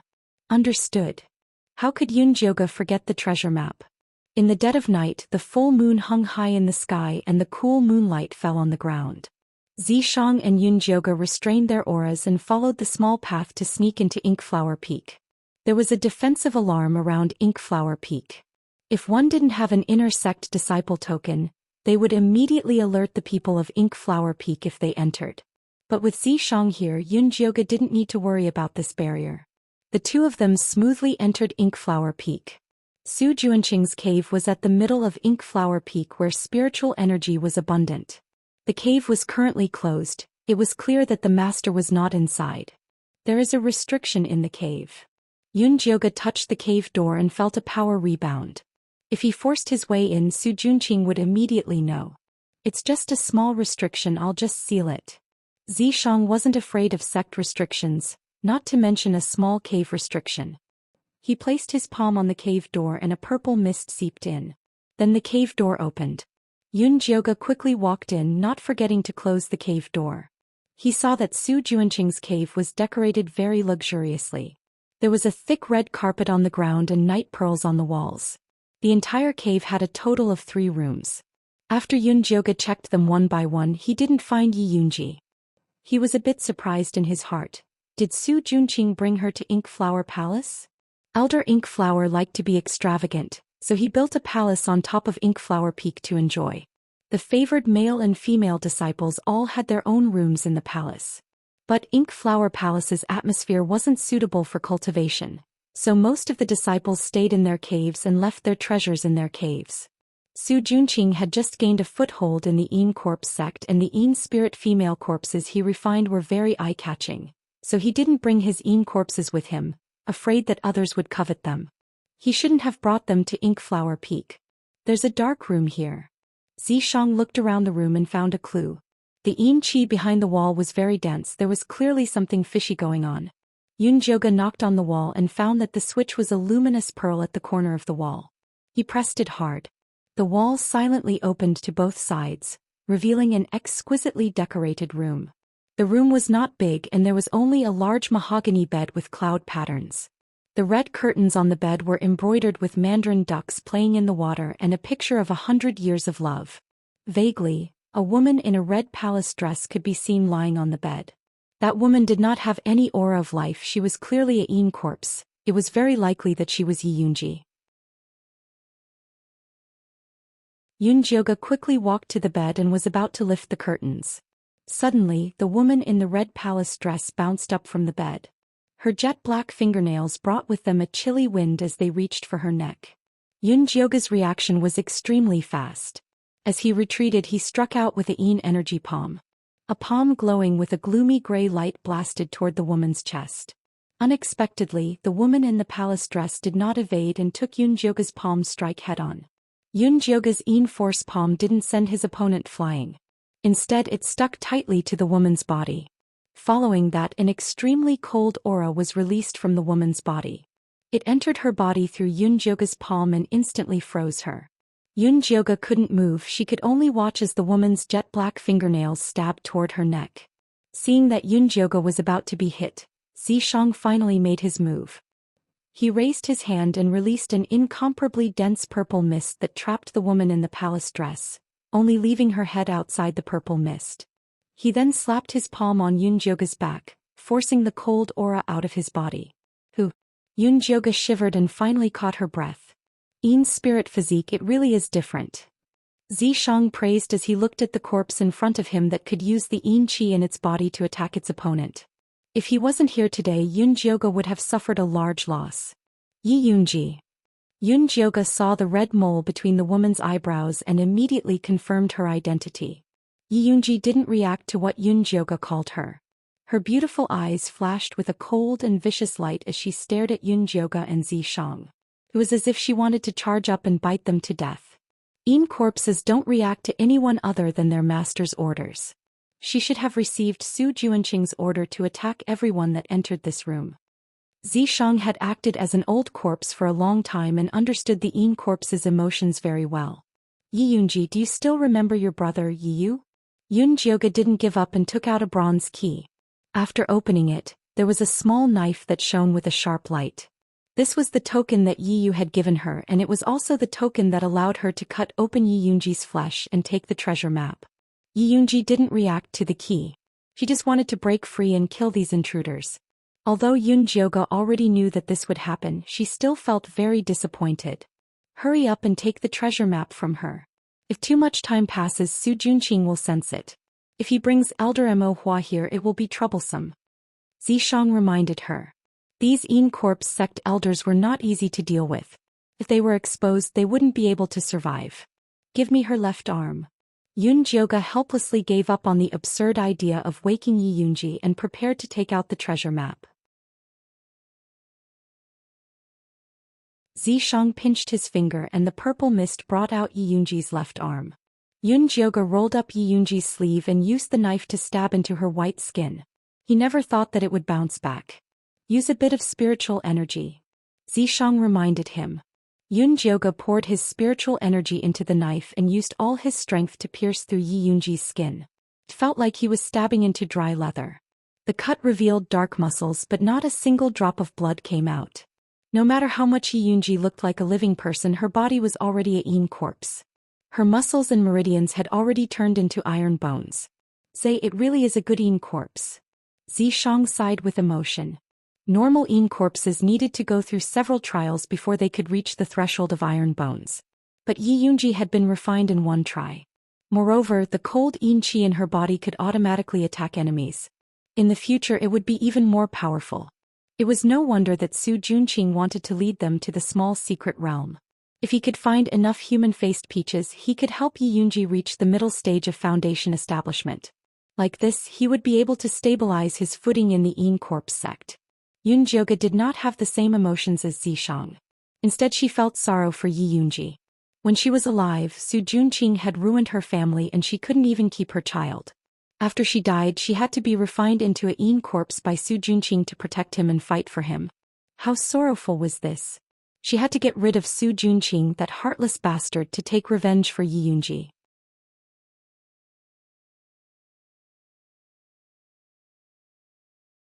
Chapter 308. Yunjioga made up her mind and increased her strength, quickly cutting a large hole in Yi Yunji's arm, revealing the treasure map seal buried inside. Yunjioga was about to take out the treasure map when Zishang reached out his hand to stop her. Something's wrong. What's wrong? Yunjioga was puzzled. The treasure map was wrong, she hadn't even taken it out yet, how could he know it was wrong? Her expression isn't right. Zishang indicated Yunjioga to look at Yi Yunji's face. Yunjioga looked up and was instantly shocked. The originally wooden expression and dull eyes of Yi Yunji actually revealed a pained expression. The strongest point of the Yin corpses was that they didn't feel any pain or fear, they were completely battle machines. Yi Yunji's expression was too strange, too strange. Could it be that she hadn't died and still had her consciousness from when she was alive? What is going on? Yunjioga looked at Zishang. I'm not clear, it should be related to the treasure map. Zishang had never been clear on the material of the treasure map. He only knew that there was a mysterious power contained within.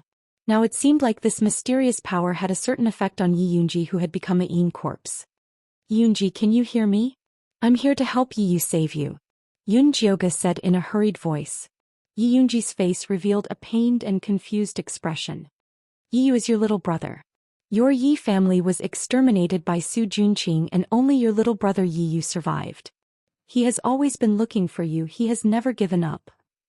With Yunjioga's words, Yi Yunji's pained expression became fierce. There seemed to be a small flame silently lighting up in his pitch-black eyes.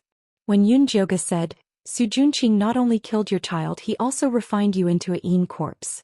He made you protect him and help him fight, he also wanted you to capture Yi and refine him into a Yin corpse. Yunjioga had casually said this to provoke Yi Yunji, but he never thought that it would hit the nail on the head. The flame in Yi Yunji's eyes was instantly ignited, just like the soul fire of a little skeleton monkey. Her mouth opened and closed, letting out a very shaky voice filled with unforgettable hatred. Su Junqing. Is it Su Junqing? Yunjioga was so excited that he almost jumped up when he saw Yi Yunji's reaction. Oh no, Su Junqing is coming back.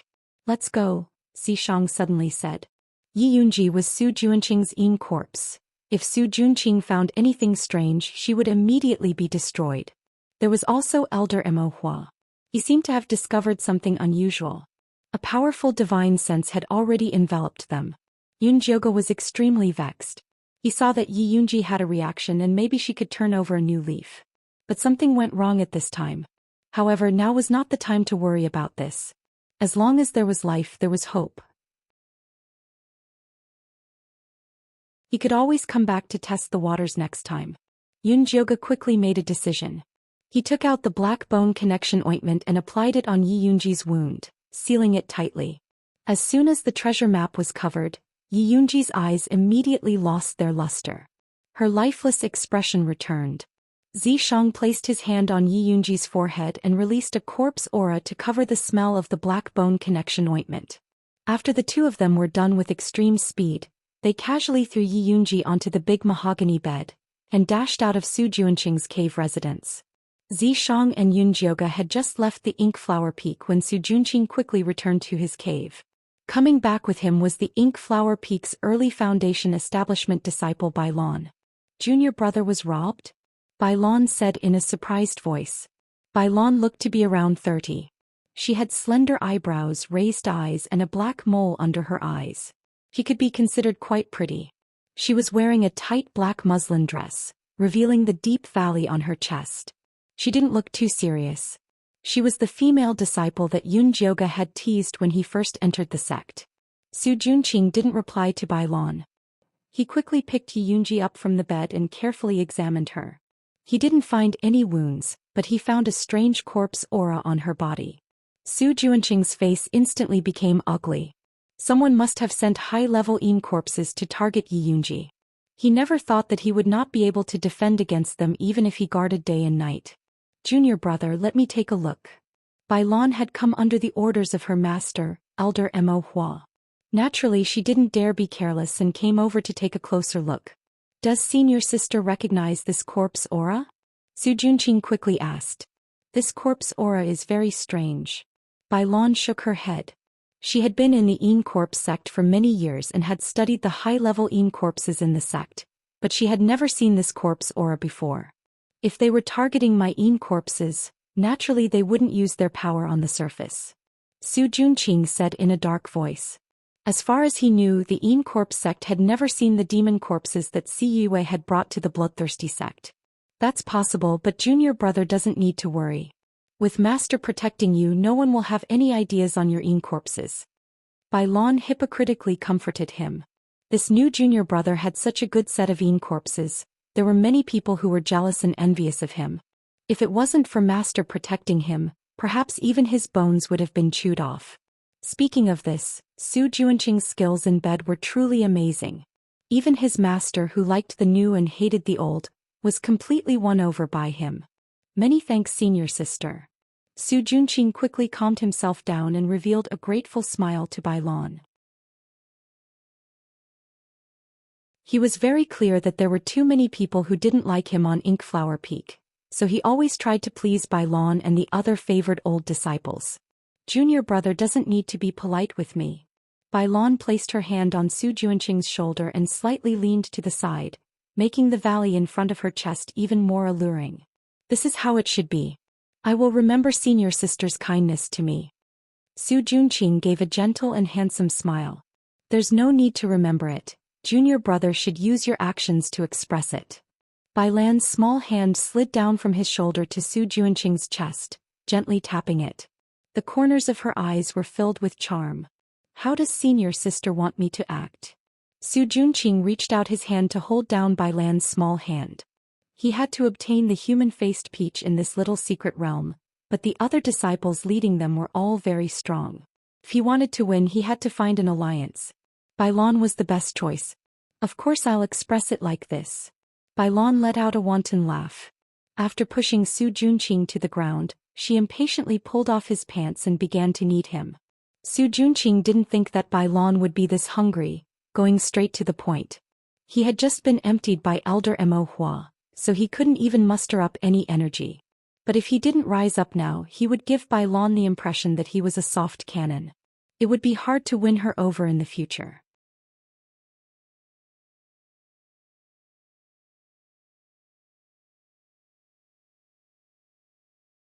Chapter 309. Su Juanqing was also a ruthless person, and immediately activated the Golden Spear Invincible technique. Bai Lan's eyes immediately lit up, and she licked her lips with her red tongue. Although Su Junqing had heard that senior sister Bai Lan had learned joyful union sex plucking technique from elder Mo Hua, and that she was a woman who valued lust as much as her life, he did not take it to heart. Now that he was being ridden by Bai Lan, he immediately felt that the barrier was showing signs of falling. Su Junqing was instantly shocked. Elder Mo Hua's cultivation was a whole realm lower than his, so she did not use the plucking technique on him. She purely treated him as a plaything, and also had the intention of slowly nurturing him before eating him. Su Junqing did not expect Bai Lan to be so daring as to use the plucking technique on him. If she really plucked him, it would not be as simple as his body being hollowed out. But in this situation it was hard for him to back down. His treasure was tightly entangled by Bai Lan, and it was impossible to extract it. "Junior brother, you're really amazing." Bai Lan's face was flushed and she looked very intoxicated, but she was actually very surprised. She did not expect Su Junqing to be able to resist her unexpected plucking technique. "Senior sister, you're not bad either." Su Junqing played dumb, but he secretly kept his essence barrier tightly, not daring to reveal anything. Bai Lan made up her mind. She did not believe that she could not take down Su Junqing, so she immediately changed her position and continued to tangle with Su Junqing.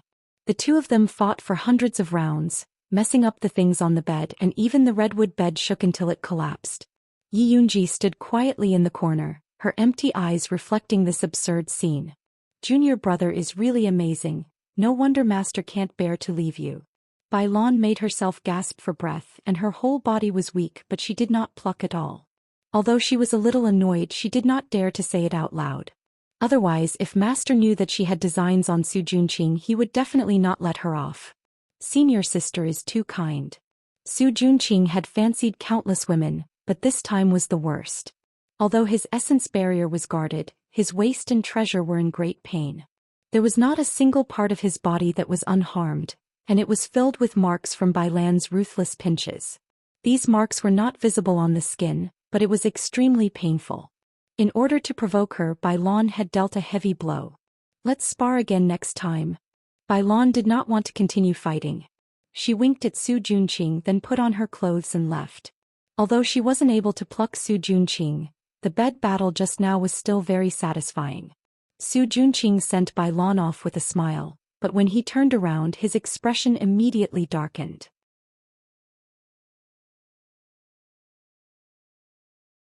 He cursed fiercely, "Damn bitch, I'll kill you sooner or later." He walked to Yi Yunji's side, caressed her soft and white face and murmured, "You're still the best, these Yin Corp sect women all eat people without spitting out the bones." Naturally, Yi Yunji did not have any reaction. She just stood there blankly. Su Junqing didn't think much of it. Instead he thought about something else.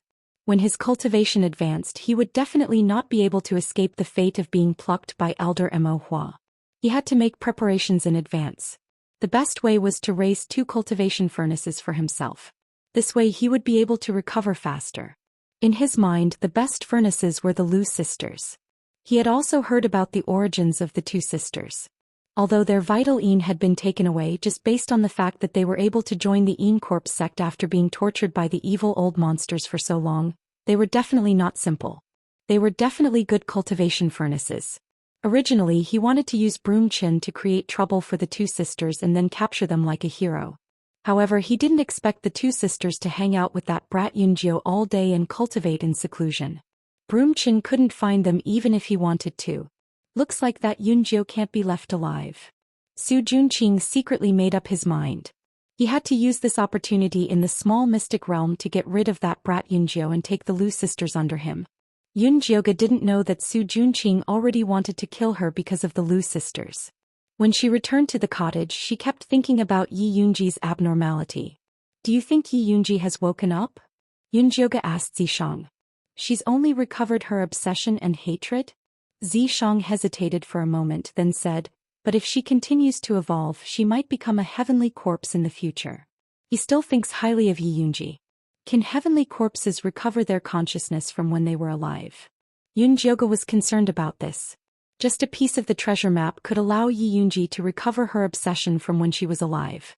If he buried the other pieces, wouldn't she be able to recover her consciousness from when she was alive? That would be the same as coming back to life. Zishang immediately saw through Yunjioga's intentions and warned, "Don't do anything rash." "I'm not doing anything rash."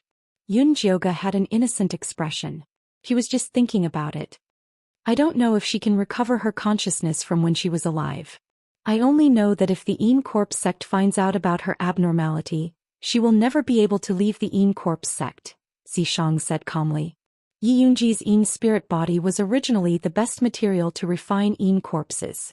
However, she had already lost her vital Een and her blood was drunk by the bloodthirsty ancestor. Her talent was greatly damaged, so Elder Mo Hua didn't want her. Su Junqing had it easy. However, if Elder Mo Hua knew that Yi Yunji had the possibility of becoming a heavenly corpse, he would definitely do anything to get his hands on her. Not to mention her, even those nascent soul realm old monsters who had already gone to other spirit cities to train would rush back to snatch it. If Yi Yunji really fell into the hands of those old monsters, even if she could recover her consciousness from when she was alive, she would definitely be in a million times more pain than before. Yunjioga was silent. How could she forget about this? The dead can't come back to life. Dead is dead. It's better to let her return to dust and be completely free. Zishang's tone was slightly regretful. If it was him, he would definitely think of a way to make Yi Yunji his Een corpse. However, Yunjioga was a person who valued relationships and was against controlling corpses. It was impossible for him to order Yi Yunji around. Since he couldn't get her, he had to destroy her. That was why he encouraged Yunjioga to destroy Yi Yunji. You're right. If she still had consciousness, she wouldn't want her corpse to be used as a magic tool. Yunjioga sighed and completely gave up on the idea of helping Yi Yunji advance. This time, we need to get as many human-faced peaches as possible when we go to the little secret realm. These things are good stuff and are also beneficial to me. There weren't many things that were beneficial to him. The human-faced peach could barely be considered one of them. The pure blood chi it contained was quite useful for him to maintain his demonic energy.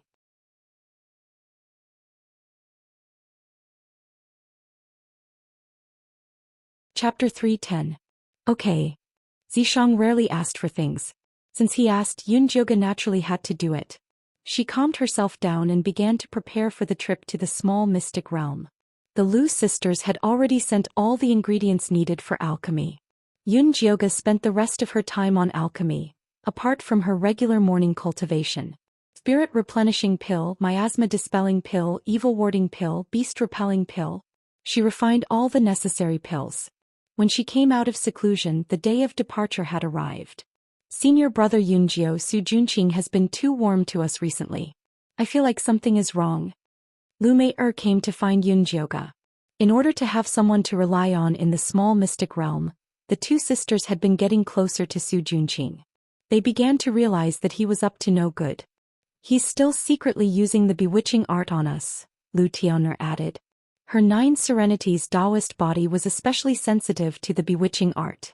Although Su Junqing only used a little to influence the two sisters, Lu Tian'er still noticed it. Bewitching art. It's the same old trick again. Yunjioga's eyes flashed and then he said to the Lu sisters, "You guys watch him. Just go along with him for now. We'll talk about it after the small mystic realm. And senior brother Yunjio, you have to be careful too. I've seen Su Junqing looking for Broomchin recently. I don't know if he's up to something," Lu Mei hinted. She didn't dare to tell Yunjio that they used him as a shield when Su Junqing hinted that they would sleep with him to get someone to rely on. Su Junqing was probably planning to deal with him right now. "I know. These pills are for you. Keep them well." Yunjioga took out a bag of pills, not taking Lu Mei's reminder to heart. "Thank you, senior brother." The Lu sisters quickly took the pills. The more they knew Yunjio, the more mysterious he became. He was so good at alchemy he couldn't be the son of a hunter in the deep mountains. However, everyone had their own secrets. They had a tacit understanding and used each other to cover for each other. Only then could they maintain a normal relationship. "We'll be leaving in 3 days. After we enter the dungeon, try your best to stay by Su Junqing's side. If there's any news, inform me immediately." At this moment, the Lu sisters' importance was highlighted. After all, it was impossible for Yunjioga to get close to Su Junqing. She was afraid that she would not be able to control herself and kill him. "Don't worry, senior brother Yunjio. We know what to do. To the Lu sisters, Yunjiao was 1,000 times more important than Su Junqing. If there was a conflict between the two, they would definitely choose Yunjiao, even if they had to help him stab Su Junqing in the back. However, the prerequisite was to ensure the safety of the sisters. After Yunjiao sent off the Lu sisters, he wanted to go see Yunji again, but Zishang refused. You've already alerted her last time. You'll only harm her if you go again. Alright. Yunjiao also knew that if Su Junqing discovered the uniqueness of the Night Yunji, it would be over. She gave up the idea of seeing Yi Yunji and concentrated on waiting for the day to enter the small mysterious realm. 3 days later, the little secret realm opened. Su Junqing and Bai Lan led the disciples from Peak 2 and Peak 3 to participate in the training. The place where the little secret realm opened was a barren mountain 100 miles away from the Yin Corps sect's headquarters. At this time, the people from Peak 1, Peak 4 and Peak 5 were already waiting at the entrance, lined up neatly. Wolf Fang, Han Xiaodong and Han Xiaoxi stood together, looking at Bai Lan and Su Junqing from afar. Han Xiaodong was short and muscular with a fierce face, dark skin and eyes like copper bells. He looked like a butcher, obviously not a good person. Han Xiaoxi was much better looking than his big brother. He had a medium build, pale skin and a pair of bright eyes. One look and you could tell he was a shrewd person. This time he was the one who suggested forming an alliance with Wolf Fang. Little brother Wolf Fang, you just advanced to Foundation establishment. Why didn't you consolidate your cultivation in the cave abode? Why did you come here to join in the fun? Bai Lan gracefully walked over and immediately gave Wolf Fang a flirtatious look. She had been coveting this piece of fresh wolf meat for a long time. Unfortunately, Wolf Fang was sinister and cunning. Not to mention seducing him. If she wasn't careful, she would be tricked by him. This is a rare opportunity, so I naturally have to grasp it well. Wolf Fang replied in a neutral tone. This time he came to find the cloaked man who helped him remove the poison. Originally, he thought that after being poisoned by the peach blossom charming bone poison, even if he could remove it, his vitality would be greatly damaged. However, he didn't expect that not only did that expert completely remove the poison, he even removed some of the poisonous impurities in his body. After he consumed the Foundation establishment pill, he successfully advanced and actually didn't encounter any bottlenecks. At this time, he finally realized how powerful that expert was, which was why he took this opportunity to find him. Little brother Wolf Fang, if you want a chance, come find me. No matter what you want, I will definitely agree to it. Bai Lan said half jokingly, half seriously. Senior sister Bai Lan, isn't it enough to have junior brother Su? You won't even let our little brother Wolf Fang off. Your cave is too big. Don't you want us brothers to help you stick it in a few times? I guarantee you'll feel great. Han Xiaodong laughed heartily. Although he wasn't interested in beauties, he could still freely speak dirty words. Senior sister Bai Lan's cave is too loose. I'm afraid even us two brothers won't be able to fill it. Han Xiaoxi also added seriously. Bai Lan's expression immediately turned ugly. Although she liked to pluck, she couldn't just eat everything. She hated vulgar boorish men like Han Xiaodong the most. Unfortunately, the Han brothers weren't to be trifled with. The eldest brother fought without a care for his life, while the second brother was as sly as a fox. Unfortunately, aside from cultivation, the two of them didn't dare to be interested in beauties. Charm techniques were useless on them. Moreover, although the two brothers were only at the great perfection of Qi disciple, the combination of their cultivation technique could release the power of a Foundation establishment cultivator. Bai Lan didn't dare to brazenly provoke them. She could only laugh coldly, throw down a sentence of "wait and see," and return to Su Junqing's side. This woman isn't simple. You guys have to be careful in the future if you offend her. Wolf Fang reminded the Han brothers. Ever since he suffered a great loss at the hands of the Joyous Union sect's hooligans, he no longer dared to look down on women. Little brother Wolf Fang, don't worry. We know what's important. When we enter the mystic realm later, we'll need little brother to take care of us. Han Xiaoxi said politely. When he heard that the ones leading the team this time were Bai Lan and Su Junqing, he immediately brought his brothers to find Wolf Fang to request an alliance. Wolf also agreed very straightforwardly. They were all clear of Bai Lan's strength. If it was just her, they wouldn't be worried. However, this Su Junqing who popped out of nowhere made them all unclear of his background.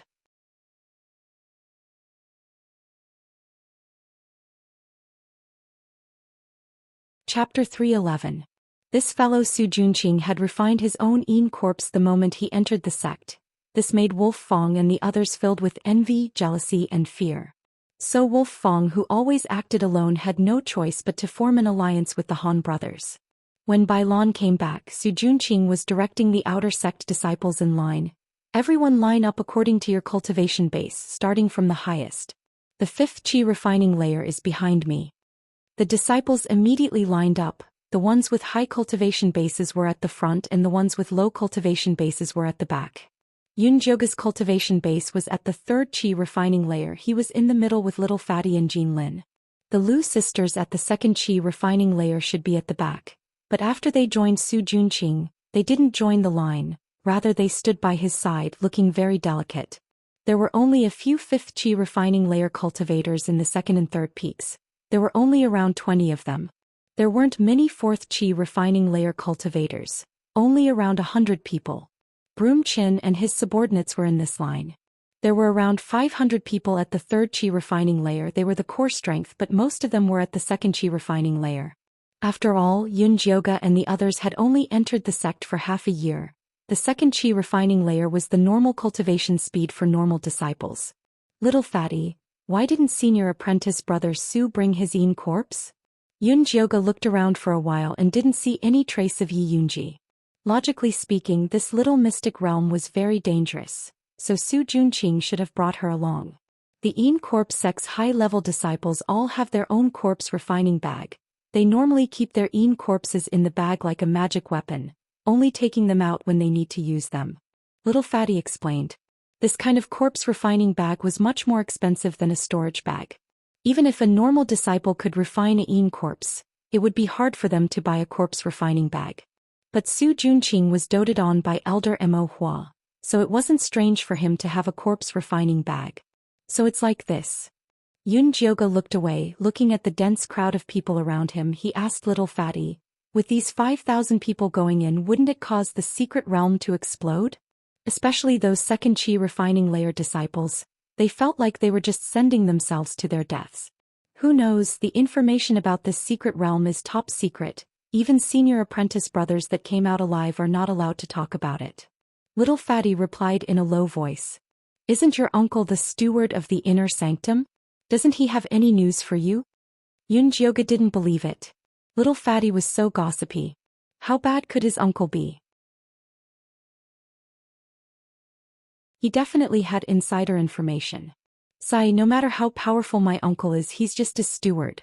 He wouldn't dare to say what he can't say. Little Fatty's attitude was obviously reserved. A secret that even Fatty, who was crazy for money, did not dare to divulge, must be very powerful.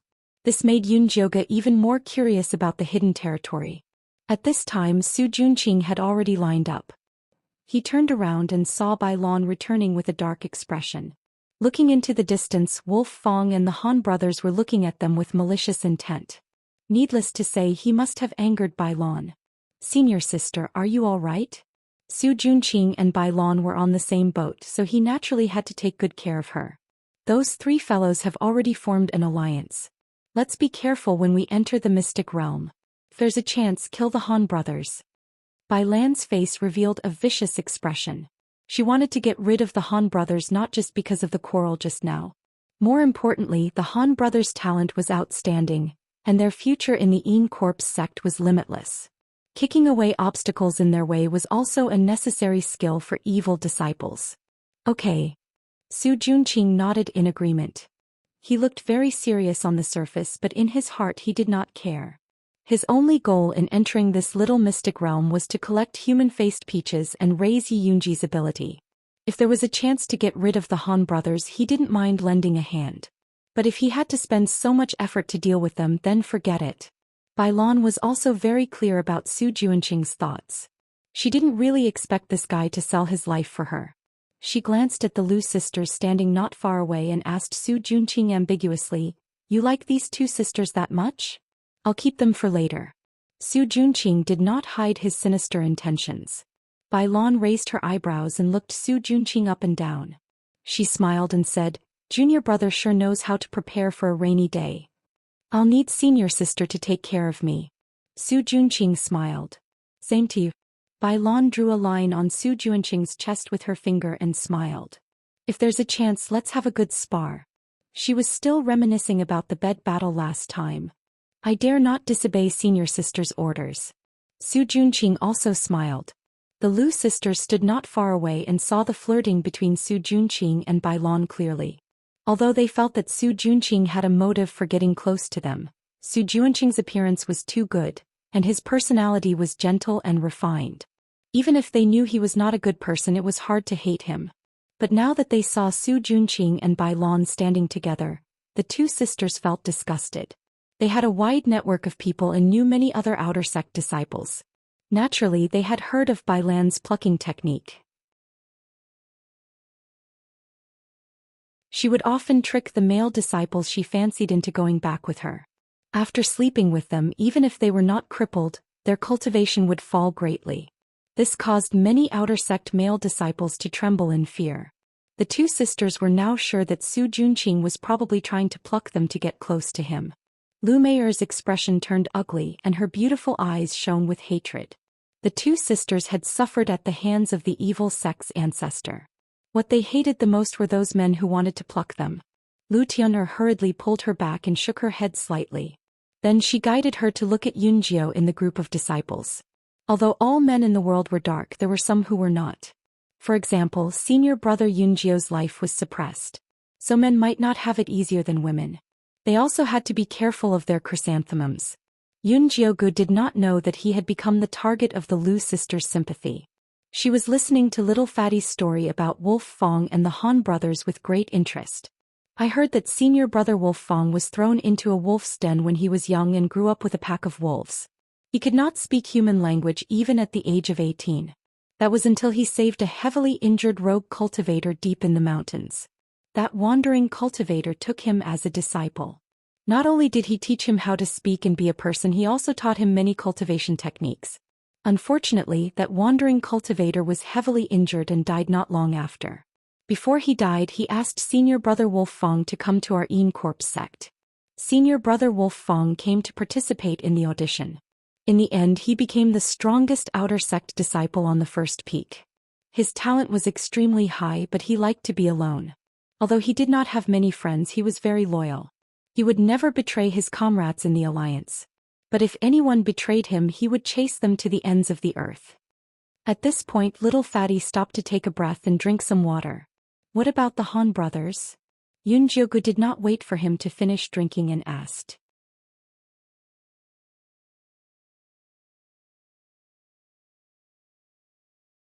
Chapter 3:12. The Han brothers were also children with a hard life. Little Fatty shook his head as he told the story of the Han brothers. Although the Han brothers were farmers, they were quite well off when they were young. They had fields and land. When Han Xiaodong was 10, his parents suddenly fell seriously ill and passed away after spending all the money in the family. Misfortune never came alone. At this time, Han Xiaoxi caught a cold, but the family did not even have the money to see a doctor. Han Xiaodong sold himself to a landlord and used the money he earned to save Han Xiaoxi. Unfortunately, the family that Han Xiaodong sold himself to was not a good person. At that time, Han Xiaodong was only 10, but they ordered him around like a slave. Not only did they make him carry water and farm every day, they also made him live in a pigsty and eat pig feed. They beat and scolded him. In short, they were extremely vicious. Later, Han Xiaoxi burned down that family and brought Han Xiaodong to become beggars. Han Xiaodong's cultivation was high and he was fierce. He never fought with his life on the line. Han Xiaoxi was sinister enough and was best at using underhanded methods. The two brothers were very difficult to deal with. No outer sect disciple dared to offend them. Yun Jiaoga still wanted more after hearing this. She asked little Fatty, "What about senior sister Bai Lan?" She only knew that Bai Lan was a loose person and had a very ambiguous relationship with Su Juanqing. She did not know anything else. When little Fatty heard the two words Bai Lan, he could not help but glance at the voluptuous figure standing in front of him. Realizing that she was looking at him with a faint smile, he immediately lowered his head and said, "Senior sister Bai Lan came in through formal training. There's nothing to say." Yun Jiaoga also felt Bai Lan's gaze. She looked up and saw Bai Lan throwing a flirtatious look at her, as if she wanted to eat her up. Jioge looked away. The feeling of being teased by a woman was really not good. It was all Zishang's fault. Because there were too many people, Zishang did not follow Jioge in stealth. Instead he entered the mark on her hand. If he saw this scene from the side he would probably be very proud of his foresight. Senior sister is interested in Jioge? Su Junqing naturally also noticed Bai Lan's gaze. It's all right. Bai Lan smiled. Although she liked to harvest, she also looked at the person. If it was those who couldn't resist her beauty, it was normal for her to get paid for it. She didn't fall for it and she didn't force it. If she forcefully plucked them, then she wouldn't be able to survive in the sect. Su Junqing saw that Bai Lan was interested in Yunjio and wanted to encourage her to make a move. But before he could say anything, a violent fluctuation of spiritual energy came from a canyon in the depths of the Great Barren Mountain. This was a sign that the little secret realm was about to open. Everyone pay attention. The pocket dimension is about to open. Grab your items and stay alert. Don't go in and die. Han Xiaodong raised his voice and shouted. All the outer sect disciples immediately raised their vigilance. This small mystic realm was not a joke. It was said that many disciples had been attacked the moment they entered. Senior sister Bai Lan, it's about time to open the mystic realm. Wolf Fong walked over. In his hand was a palm-sized stone that was engraved with densely packed runes. It was the key to open the mystic realm. There were a total of 5 keys, one for each leading disciple. They had to use them at the same time to open the entrance to the little mystic realm. All right, then open the door. Bai Lan didn't dare to delay matters. Su Junqing also took out the entrance key and went to the center of the spiritual energy fluctuation with Wolf Fong and the rest.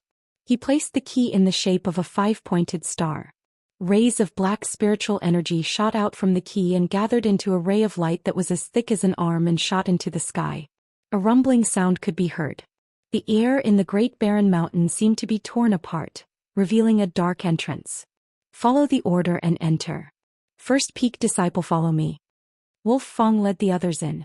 After everyone from first peak had entered, Su Junqing led the second peak disciples in. The Lu sisters naturally followed closely beside him. Jioge and Little Fatty also followed the group into the black hole. After passing through a long black tunnel, Jioge first felt her vision go black. Then the world spun and finally she felt like she had landed. But before she could steady herself, she heard the sharp sound of wind from above and a fishy smell rushed towards her. Jioge didn't hesitate to use her sharp golden bone spur to meet it.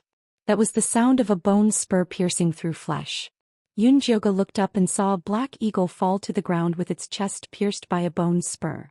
It was the size of a 3-year-old child. Its beak and claws were extremely sharp and shone with a cold and fierce light. This kind of eagle was extremely strong and flew very fast. If one was caught by it, it could directly bring them into the sky. There was no way they could survive. C, this beast is too treacherous. Little Fatty stood behind Jioge. If Jioge couldn't stop this eagle, he would also suffer. Be careful, there might be danger. Jioge kept the bone spur and held it in her hand as she vigilantly observed her surroundings. What entered her eyes was a large brown wasteland. It was overgrown with weeds and gravel everywhere. Not far away was a large mountain. It looked close, but it would be fatal to walk to it. At this moment, the disciples behind her screamed in panic. Ah, there's an eagle, help. Jioge turned her head and saw 2 eagles in the sky, each grabbing a disciple and flying into the sky. In the blink of an eye, they became 2 small black dots. Calm down, get into formation and prepare for defense. Su Junqing hurriedly raised his bone spur and shouted. Some of the more alert disciples immediately raised their bone spurs. Seeing that there was no hope, the eagles immediately flew up into the sky. They didn't go far and just kept circling there, obviously looking for an opportunity. Su Junqing's expression was very ugly. Something like this happened just after entering the mystic realm. It would have a huge impact on the morale of the army. At this moment, a coarse voice sounded, "Senior brother Su, someone killed an eagle. Quickly come over and take a look." Jioge looked in the direction of the voice and immediately frowned. It was Broomchin.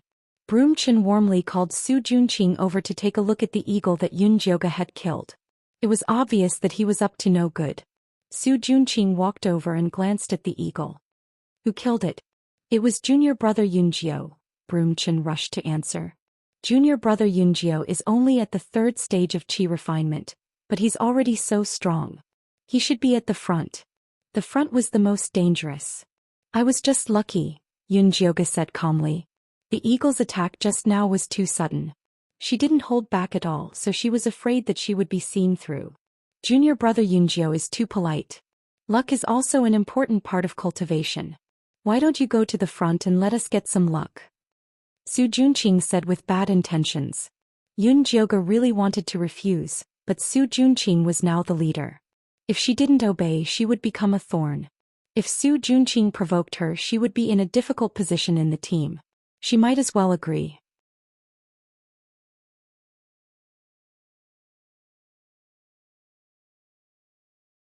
Chapter 313. Since senior brother says so, I'll accept. Yunjiao said straightforwardly. Then let's go. Su Junqing was very satisfied with Yunjiao's attitude and brought her to the front.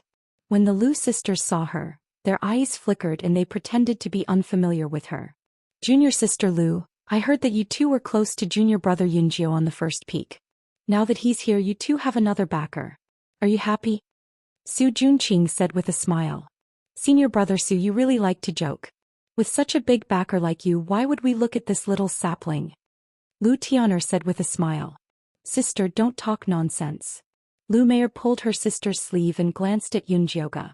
She said with a smile that wasn't a smile, Senior brother Yunjiao did take care of us in the outer sect, but we're all in the same sect, so we should take care of each other.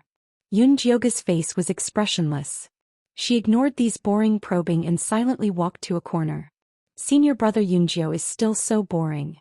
Lu Tian'er made a face and asked Su Junqing, Senior brother Su, do you think the grassland in front is dangerous? After passing through the wasteland, there was a boundless green grassland. The weeds there were knee-high. If there were any poisonous snakes or demonic beasts hiding there, they wouldn't be able to find them. There's only a type of rank 2 grass lizard in this grassland. As long as we're careful, there won't be any problems. The more troublesome ones are the eagle beasts in the sky. Su Junqing clearly didn't care about the grass lizard. He was more worried about the eagle beasts in the sky. These vicious and cunning things were best at sneak attacks. With senior brother Su here, what's there to be afraid of? Lu Meier said with a smile. I heard that senior brother's bone spike is a high-grade magic tool that Elder Mo Hua used in the past. Whether it's the eagle beasts or the grass lizard, they'll die if they meet senior brother Su. Really? Lu Tian'er opened her big watery eyes and looked at Su Junqing with admiration. Senior brother Su, can you broaden our horizons? Yes, senior brother Su, we haven't seen what a high-grade magic tool looks like. Lu Meier said coquettishly. Since you say so, I'll let you broaden your horizons.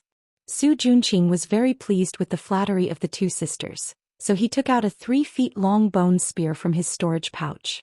The bone spike was blood-red in color, and there were 3 beautiful ink flowers carved on it. It exuded an eerie aura and emitted a strange light. This demonic flower bone thorn was the magic tool that Elder Mo Hua used when he was building his foundation. Not only could the demonic flower automatically attack the enemy, but it could also absorb blood to recover its spirit. The more blood it absorbed, the more ferocious the demonic flower would be. Back then it was also famous in the Corpse sect. When Elder Ink Flower brought it over to reward Su Junqing, all the Ink Flower Peak disciples were so jealous that their eyes turned red. Su Junqing himself was very satisfied with this bone spike. Wow! The Lu sisters looked envious, but their hearts were filled with jealousy. They both used their looks to please people, but this Su Junqing obtained a corpse and a treasure. How could he have such a good life? Yunjiao silently glanced at Su Junqing's bone spike. The set of bone spikes that Zishang made for her was not inferior to this demonic flower bone thorn, and even had more runes than it. However, this magic tool had killed over 1,000 people in the hands of Elder Mo Hua, so the bloody aura on it was far inferior to Yunjiao's bone spike.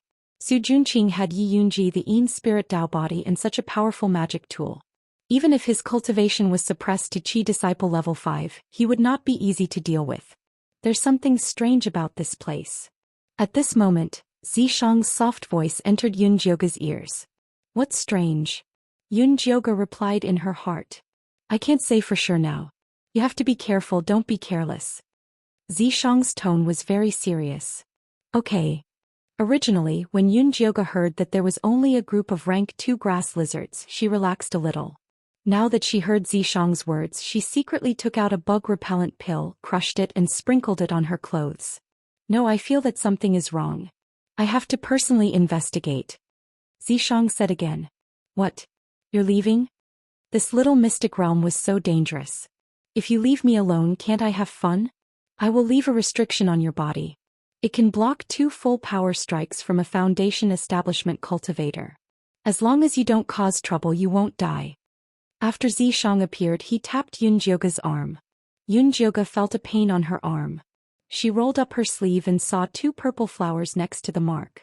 All right, I'm leaving. Zishang seemed to be in a hurry to reincarnate and disappeared in an instant. Hey. Yunjioga wanted to chase after him and ask a few questions, but at this moment, Su Junqing stood up and announced that the break was over.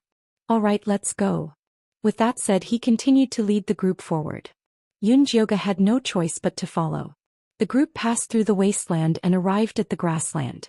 Before they even stepped in, the eagle beasts in the sky suddenly retreated. Senior Su, why did the eagle beasts run away? Lumiere raised her head to look at the eagle beasts' receding figures. Why did it feel like they were running away? In front of us is the grass lizard's territory. They probably don't dare to enter. Su Junqing randomly guessed. Before entering, every leading disciple would be given a map of the little mystic realm. On it, the danger level of each area was clearly marked. However, no one told him the details, so he didn't know either. The grass lizard should also be the eagle beast's food. Would a lion be afraid of entering the territory of a flock of sheep? Lu Tiana felt that Su Junqing's words were very funny. I say, Junior Lu, Senior Su is not an eagle beast. Why are you asking so many questions? Anyway, no matter what, we have to pass through this grassland. Broom Chen said with dissatisfaction.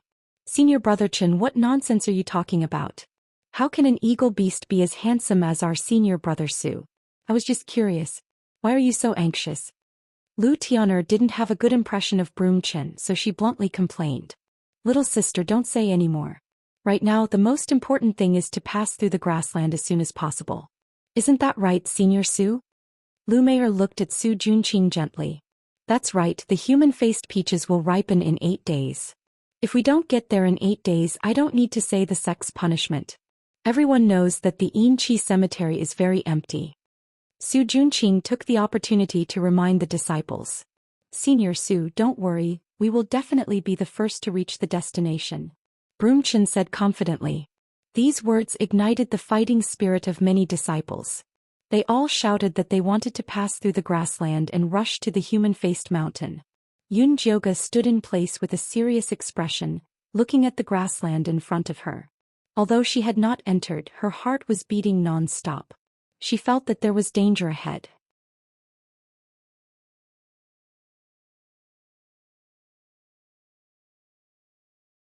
Chapter 3:14. Let's go. We'll cross the prairie in one go. Su Junqing commanded in high spirits and led the way into the prairie. The Lu sisters, Yunjioga, Broom Chen, and the other high-level disciples followed behind him. The low-level disciples formed a long line and entered the prairie in an orderly manner.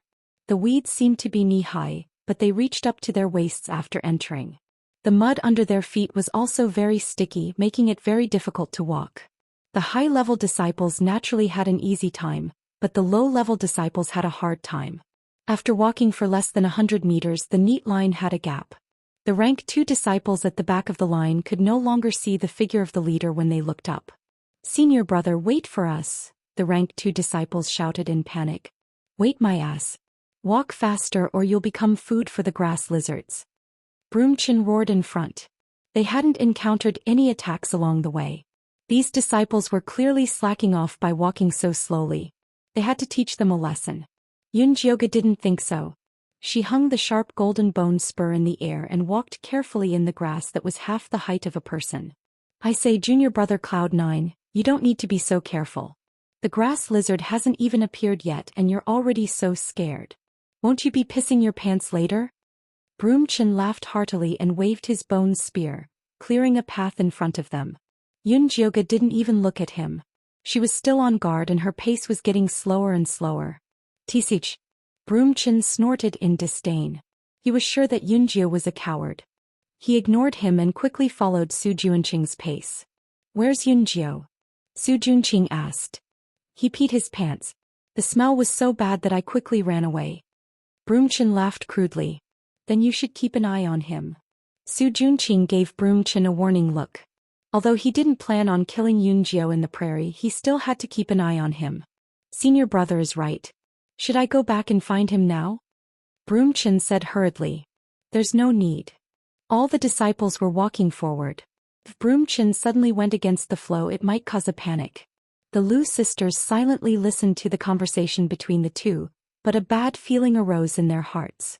Based on their understanding of senior brother Yunjio, he was not a coward.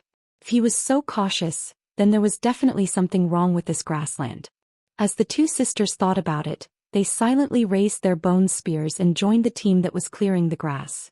Su Junqing's plan was for the vanguard to clear a path through the grassland so that the lower-ranked disciples could walk more easily and prevent the grass lizards from suddenly attacking. However, as soon as they cleared the weeds, the disciples behind them walked past, and they were once again half the height of a person. Because the queue was too long, the flow of information remained the same. No one paid attention to such an obvious change and continued to stride forward. Some of the disciples even teased Yunjioga when they saw her slow pace. They then quickly overtook her. Senior brother Yunjioga, didn't you go to the front? Why are you back?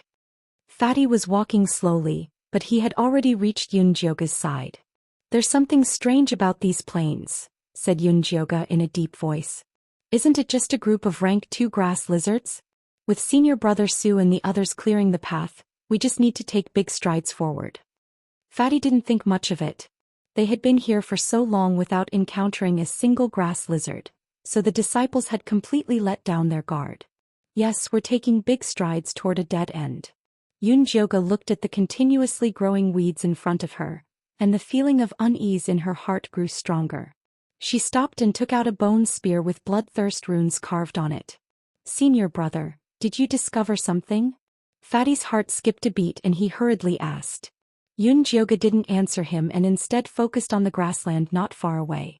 She didn't know if it was just her imagination, but she felt that the grass was growing taller and closer to them. Not good, everyone be careful. Yunjioga shouted in a stern voice. 2 bone spears immediately pierced into the ground, and when they were pulled out again, blood splashed out. Ah!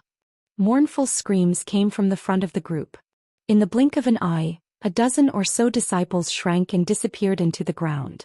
The brown soil was instantly dyed red. What's going on? Didn't they say that this is the territory of the rank 2 grass lizards? Fatty was shocked. He hurriedly took out his bone spear and pierced it into the ground. The pale yellow soil immediately turned red. A random stab could have such an effect. It was easy to imagine how densely packed the monsters underground were. These aren't grass lizards, they're blood earth dragons. Yunjioga raised her hand and slapped the ground. The soil scattered, revealing blood-red earthworms. These earthworms were at least as thick as an arm. They burrowed in the soil, and when they grabbed a disciple and pulled him underground, they would instantly suck him dry. These were the bloodthirsty blood earth dragons. Oh my god! Fatty saw these densely packed blood earth dragons and had goosebumps all over his body. He attacked them like a madman. It's useless. These blood earth dragons are most afraid of cold air. You need to freeze them with your frost chi palm. Yunjioga stopped Fatty. With so many blood earth dragons, it was impossible to kill them all. The most important thing now was to safely pass through the grassland. Fatty tried to use his frost chi palm.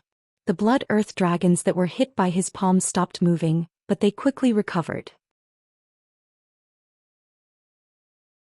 In this situation we can only work together and kill our way out. Yunjioga said.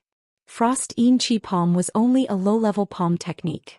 It was usually used to deal with ghost. Could slow down their movement speed.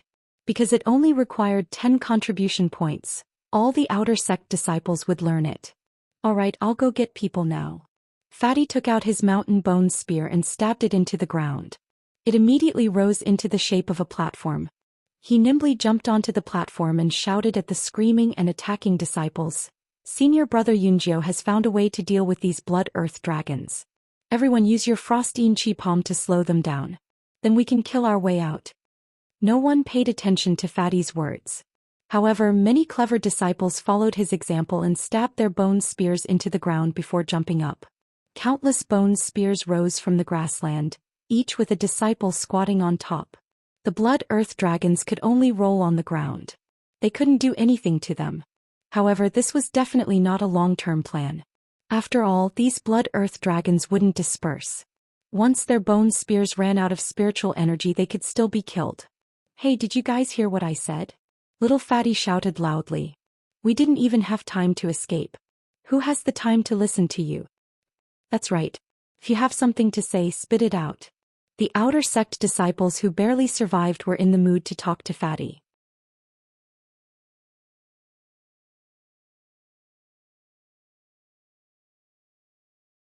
Chapter 3:15. Little Fatty had no choice but to repeat. Senior brother Yunjiu found a way to deal with these blood dragons. Everyone use ice palm together to slow them down, then we can kill our way out. Really? The disciples were doubtful. Don't you know how to give it a try? Little Fatty said in annoyance.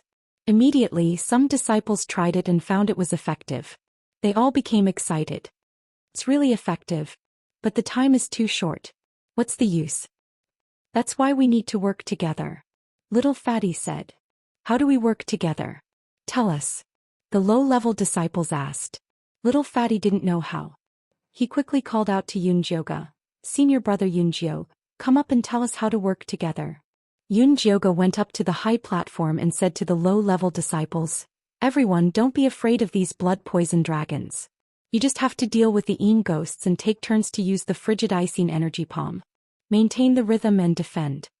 Yeah, we usually enter the Yin graveyard. Those Yin ghosts are even fiercer than the blood dragons. There's nothing to be afraid of. Little Fatty seemed to have forgotten how cowardly he was when facing the blood dragons. Yeah, we usually kill Yin ghosts wave after wave. There's nothing to be afraid of. The disciples began to encourage each other. At this time a clear voice sounded, Senior brother Yunjiu, you killed the eagle first and found the blood dragon's weakness. Let us out. We'll listen to you. Yunjiu looked in the direction of the voice and saw a young man dressed in white standing on an ice bone spike talking to her. The youth was delicate and pretty with red lips and white teeth. He had a slim figure and clear eyes. If it wasn't for his Adam's apple, he would look like a girl.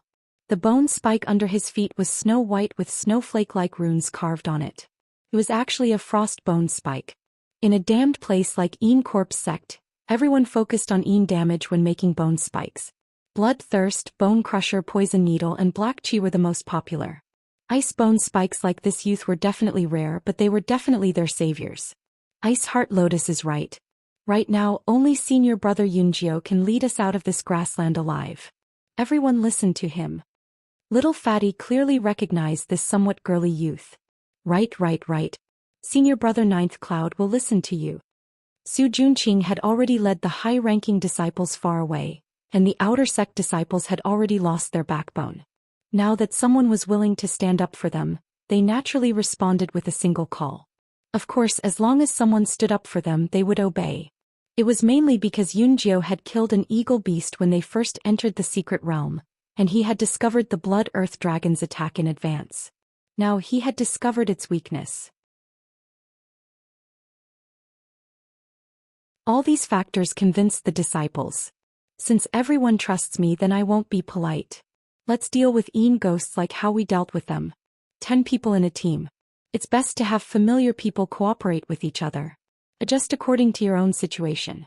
Those with lower cultivation will be in a team with more people as long as they can cooperate. Every team maintained a distance of 3 people and adjusted according to the speed of the vanguard. Junior brother Shui, junior brother Jinlin, the 2 of you follow me to lead the way. Yunjiu immediately ordered. In fact, these outer sect disciples had been killing Yin ghosts in the Yin Chi cemetery for a long time, so their ability to fight against enemies was not weak. As long as they were given a direction, it would be fine.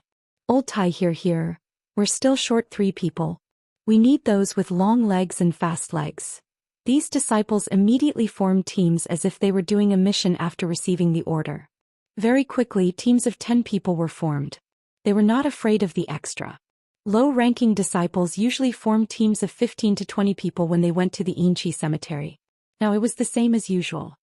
Senior brother Yunjiu, can we do it with just the 3 of us? Little Fatty looked worried. The task of the vanguard was the most important. They needed at least 10 people. As long as you don't slack off. Yunjiu glanced at Little Fatty. This guy had the support of an inner sect leader uncle, so he must have a lot of things to protect himself. If you dare to drag us down, you're dead.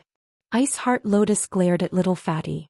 This young man looked weak and had a feminine name, but his personality was very fiery. Moreover, he seemed to be very familiar with Little Fatty. Yes. I definitely won't slack off. Little Fatty looked a little afraid of this Ice Heart Lotus. Based on his personality of sucking up to those in power, bullying the weak and fearing the strong, this Ice Heart Lotus background was not simple. Yunjiu's thoughts spun a few times, but his face did not show any expression. He ordered in a deep voice, Junior Brother Shui, use your bone spike to open a path. Junior Brother Jinlin, use your frostine energy palm to defend. Leave the rest to me. Yes. Ice Heart Lotus was a straightforward person. Since he said he trusted Yunjiu, he immediately took out his frost bone spike. A snow-white icy air sprayed forward, and the undulating grassland in front of them immediately froze. The blood dragons at the side were also quite afraid of this cold air and retreated to the side. Let's go. Yunjiu rushed forward with Ice Heart Lotus and Little Fatty. Some of the higher-ranking blood dragons immediately pounced at them without any regard for their own safety when they smelled the scent of living people. However, just as they leaped out of the ground, they were nailed down by Yunjiu's bone spike. Yunjiu was also going all out. 2 black bone spikes circled around him with black shadows. Every time they circled, countless blood dragons would die. Little Fatty only needed to focus on helping Ice Heart Lotus activate the cold air. Yunjiu could also use a powerful Frost-Een energy palm to fill in the gaps if the 2 of them couldn't. Yunjiu's Frost-Een energy palm did not cover as large an area as others. She was very meticulous with it. If there was a gap in the path in front, she would only fill in that corner. Then she would press down with her palm and fill in the gaps in other areas. She was able to withstand 4 or 5 palm strikes from others with 1 palm strike because of her strong control ability and careful calculation of spiritual power. Ice Heart Lotus's team was very impressed. This senior brother Yunjiu could attack and defend, advance and retreat. He had no doubt that even if it was just senior brother Yunjiu alone, he would be able to kill his way out of the grassland. Yunjiu, Ice Heart Lotus and Little Fatty advanced at an extremely fast speed. The team behind them also followed closely. Every one of them unleashed a frigid Een energy palm one after another. That icy road was maintained in a frozen state. Even if there were occasionally blood dragons that were not afraid of death that pounced forward, they would be quickly killed by the experienced disciples. As the disciples ran, they soon realized that the blood-earthen dragons were nothing compared to the nether ghosts that were coming at them endlessly. With this thought, the disciples relaxed a lot and responded more flexibly. The disciples ran all the way and none of them fell behind. They smoothly entered the depths of the grassland.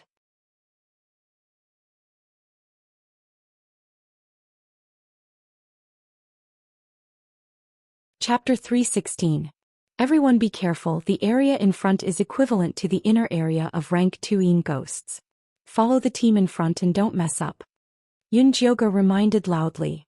When the low-rank disciples heard that it was the inner area of rank 2 Een ghosts, their legs began to weaken.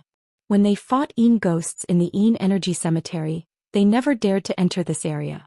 Occasionally, a rank 2 Een ghost would come out and they would be wiped out. But in this situation it was impossible to retreat, so they could only brace themselves and go forward. The ground in the depths of the grassland was turbulent. The weeds were as tall as small trees. Many blood-earth dragons revealed their ferocious bodies. The largest one was as thick as an adult's thigh. They had thick skin and powerful strength, making them very difficult to deal with. Ice Heart Lotus desperately waved the frost bone spikes. but the frozen ground was undulating. Yunjioge and the others felt like they were walking on a bumpy stream. They had to increase the output of their Frost-Een energy palm to ensure that the ice road wouldn't crack. Because of this, her spiritual power was quickly consumed. Dense beads of sweat appeared on Ice Heart Lotus's forehead. She quickly took the time to pour 2 spirit recovery pills into her mouth. The low-ranked disciples at the back also began to have casualties. Luckily, they were relatively calm and didn't make a fuss and disturb the team's morale. These disciples were very clear that death was normal after entering the inner area. They could only brace themselves and continue forward to have a path of survival. Yunjioge saw that this couldn't go on, so he said to Ice Heart Lotus, "You have a mutated ice spirit root, right?" "That's right." Ice Heart Lotus nodded. His spirit root would be a treasure in a righteous sect, but it was lacking in an evil sect. His cultivation method didn't match. Unfortunately, his sister-in-law was from the Een Corpse sect, so he could only join the Een Corpse sect. "Then do you know how to turn water into ice?" Yunjioge asked again. Of course. Ice Heart Lotus felt that Yunjioge's question was nonsense. Ice Spirit Root was a mutated water spirit root. How could he not know how to play with water? "Alright, I will create a water path later. You can try to turn the path into ice," Yunjioge said. This was more efficient and used less spirit power. However, it was very important to control. He didn't know if Ice Heart Lotus could do it. "Senior brother Yunjio, how can we let him try at a time like this?" Little Fatty hurriedly said. The entire way forward was relying on the Ice Heart Lotus's frost bone thorns to open up a path. If he pulled out halfway, he wouldn't be able to deal with it. "Just do what you need to do. You don't have to worry about anything else," Yunjioge said and took out a transparent glass bottle from his storage pouch. It was filled with green mist. It looked hazy and very beautiful. "What is this?" Little Fatty couldn't help but ask. "Exterminating spirit insects." Yunjioge had specially refined it before entering the mystic realm. Originally, he wanted to deal with the poisonous mosquitoes and other demon beasts that would appear in the miasma, but now it was more suitable to deal with the Blood Earth Dragon. Especially now that they were on the upwind side and the wind was blowing downwards, it was simply the right time, place and people. Exterminating spirit insects. Fatty curled his lips. The name sounded really tacky. Yunjioge ignored him and forcefully threw out the spirit insect bottle. The small glass bottle tumbled in the air. Just as it was about to hit the ground, a bone spear filled with black mist instantly pierced through it. This was Yunjioge's third bone spear, the poison gas thorn. It finally made its appearance. The green mist spread out and was restricted into a long line by the bone spurs that were constantly shuttling back and forth. Following this, the mist condensed into small green clouds and dark green raindrops began to fall. The raindrops made a sizzling sound as they landed on the ground. The previously arrogant poison earth dragon immediately turned into a pool of blood after being drenched by the dark green raindrops. In the blink of an eye, the long path had turned into a river of blood. Little Fatty's mouth was so big that an egg could be stuffed in it. My God, this exterminating spirit insects is too powerful. It was only then that Little Fatty recalled a rumor that senior brother Yunjio was a poison master. However, after entering the sect, he was always in closed-door cultivation and didn't make any more poisons, so the rumor died down. Ice Heart Lotus couldn't help but swallow her saliva. If Yunjio used this move to deal with them, there wouldn't be many people here who could withstand it. What are you spacing out for? Hurry up and freeze the blood. Yunjioge glanced at Ice Heart Lotus. Why was this child in a daze? Oh. Ice Heart Lotus regained her senses and immediately spat out cold air at the blood. This time he didn't make a big move but controlled it with a purpose. The blood river slowly froze, leaving only a trace of cold air outside. Although the final path was a bit wider than before, it was still not bad. Let's go. Yunjioge used the exterminating spirit insects and the poison gas thorn to create blood rivers. Ice Heart Lotus was in charge of freezing the blood rivers. Little Fatty was in charge of killing the blood earth dragons that had fallen into the net. The low-level disciples hurriedly followed behind. Just like this, the group of people finally killed their way out of the grassland.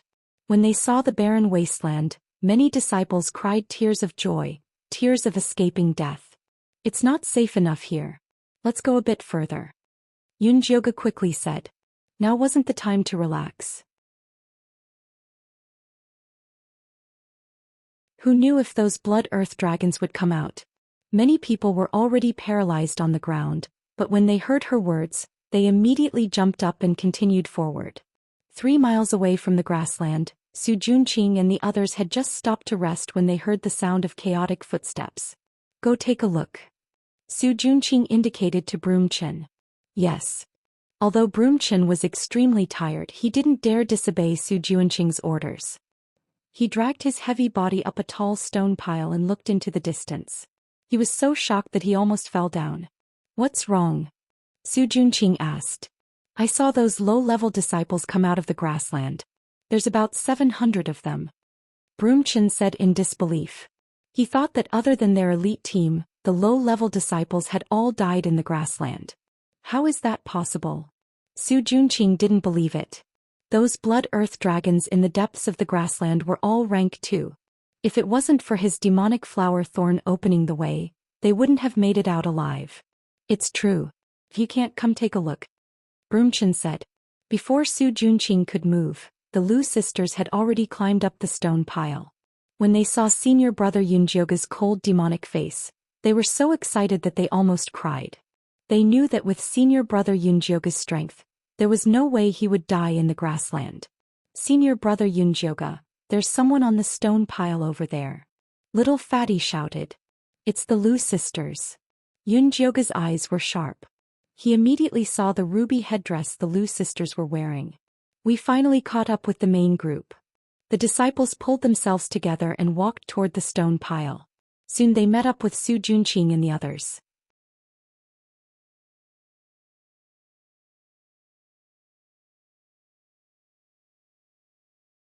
Chapter 317.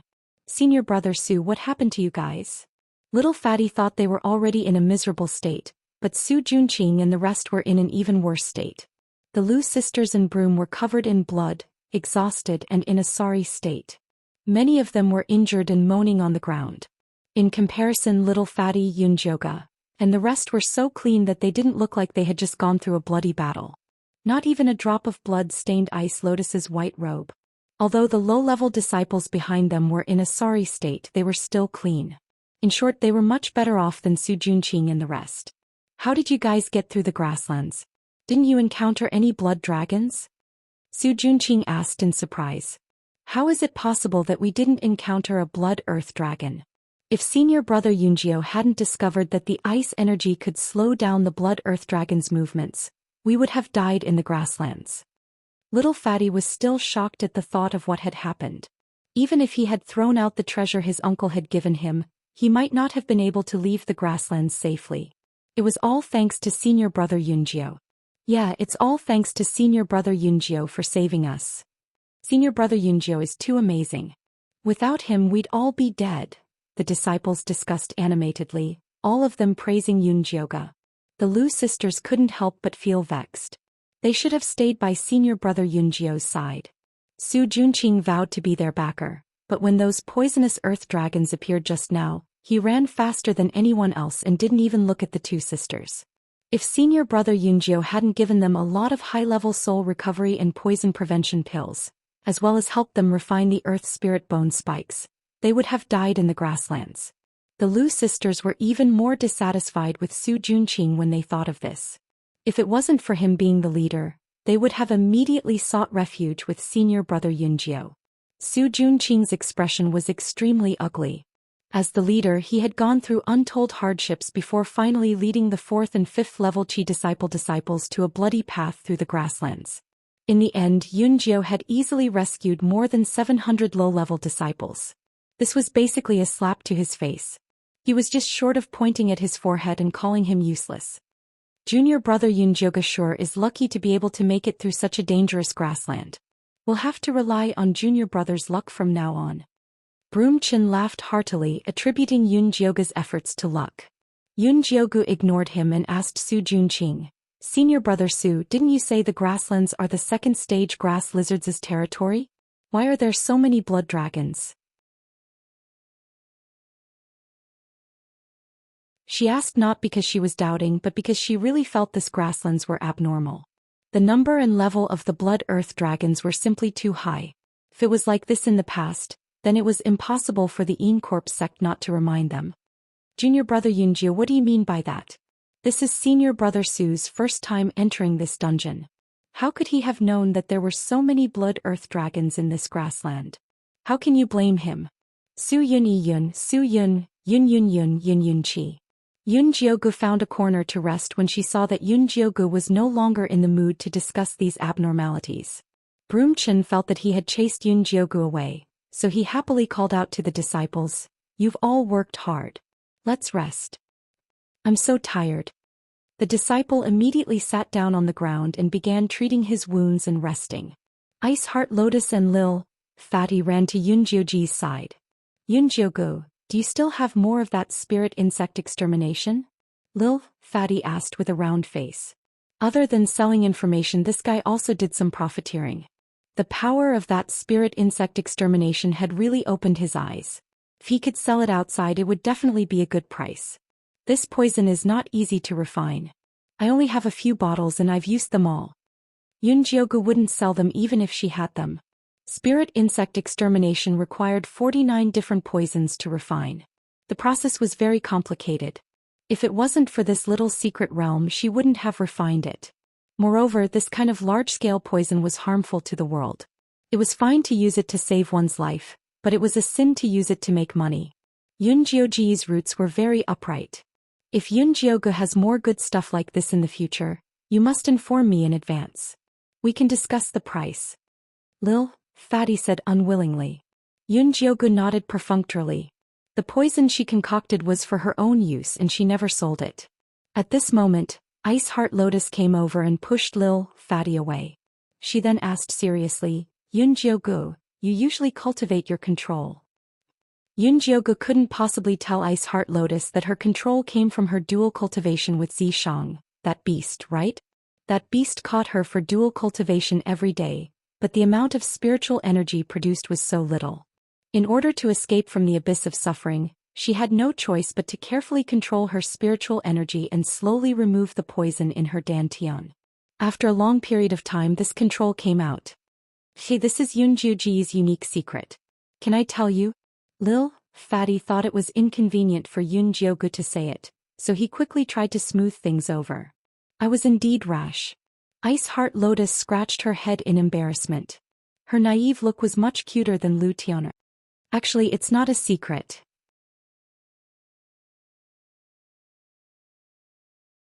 It's just that my method isn't suitable for you. If you want to practice, you can try condensing a ball of water on your fingertip, then add one to each finger." Yun Jiogu gave Ice Heart Lotus an idea.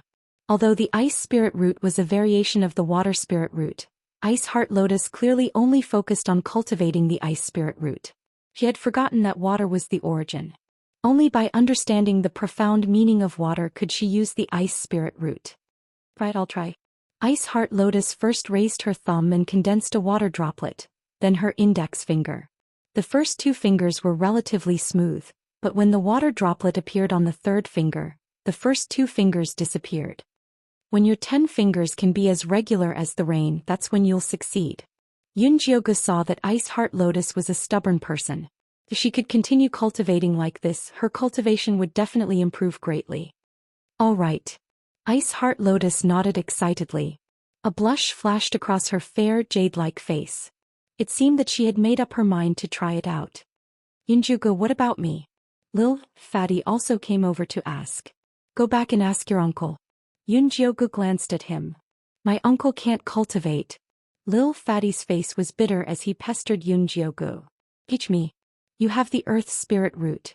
Normally, condense a layer of Earth element under your feet to walk. When that layer of Earth element can cover your entire body, you'll be fine." Seeing that Lil Fatty had sold quite a lot of useful information, Yun Jiogu casually gave him a few pointers. All right.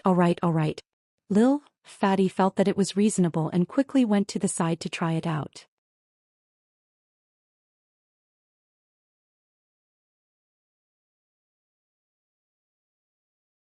Chapter 318. Although Yun Jiogu was only at the Qi refinement stage, she was already an advanced spiritualist back in the Thunder Nation. She was not far from the foundation establishment stage. Now that she was cultivating from the beginning, her comprehension was even stronger. Giving pointers to 2 Qi refinement stage 3 disciples was a piece of cake. Tise, she really thinks she's some big shot giving pointers. Broom Chen sneered. That's right, Senior Su hasn't even said anything yet. Low-level disciples are really ignorant. The others flattered. Su Junqing did not say anything, but his gloomy expression showed that he was very unhappy. Senior Su, don't be angry. We're about to reach the black pool. When the time comes. Broom Chen smiled sinisterly. Su Junqing's expression eased up. Are you guys ready? Senior Su, don't worry. I guarantee that this kid won't be able to return. Broom Chen also disliked Yunjiao. Previously, with Su Junqing's help, he killed Fatty Chiu and became the leader of the second peak. But today Yunjiao saved the low-level disciples from the grassland and became their savior. When they returned to the outer sect peak, Yunjiao would be the new leader. There would be no place for him. Therefore Yunjiao had to die. Su Junqing calmed himself down and stood up. Everyone, this is not a good place to rest. There's a small canyon up ahead. It's a safe zone. We'll rest there tonight. Yes. The disciples hurriedly answered. Although Senior Su wasn't very impressive on this grassland trip, he was still the leader and a proud disciple of the Inkflower Peak. These low-level disciples did not dare to disobey his orders. The rest of the journey was relatively peaceful. Occasionally, a few demonic beasts would appear, but they were quickly killed by the high-level disciples. At dusk, Yunjioga and the rest finally arrived at the small canyon that Su Junqing mentioned. Although not a single blade of grass grew here and it was completely empty, it made the disciples who had experienced the thrilling grassland feel relaxed from the bottom of their hearts. Without waiting for Su Junqing's orders, the outer sect disciples formed groups of 10 and started a bonfire according to the group they had when they were exploring the grassland. Yunjioga kept a low profile and went to a corner.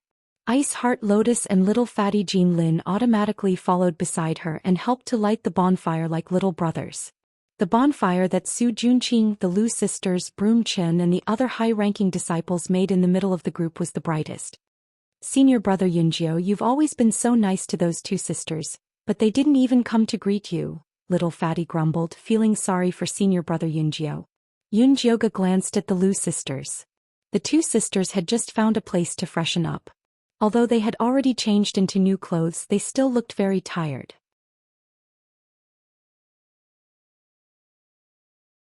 At this moment he was leaning against the fire, looking listless. He didn't even look in Yunjioga's direction.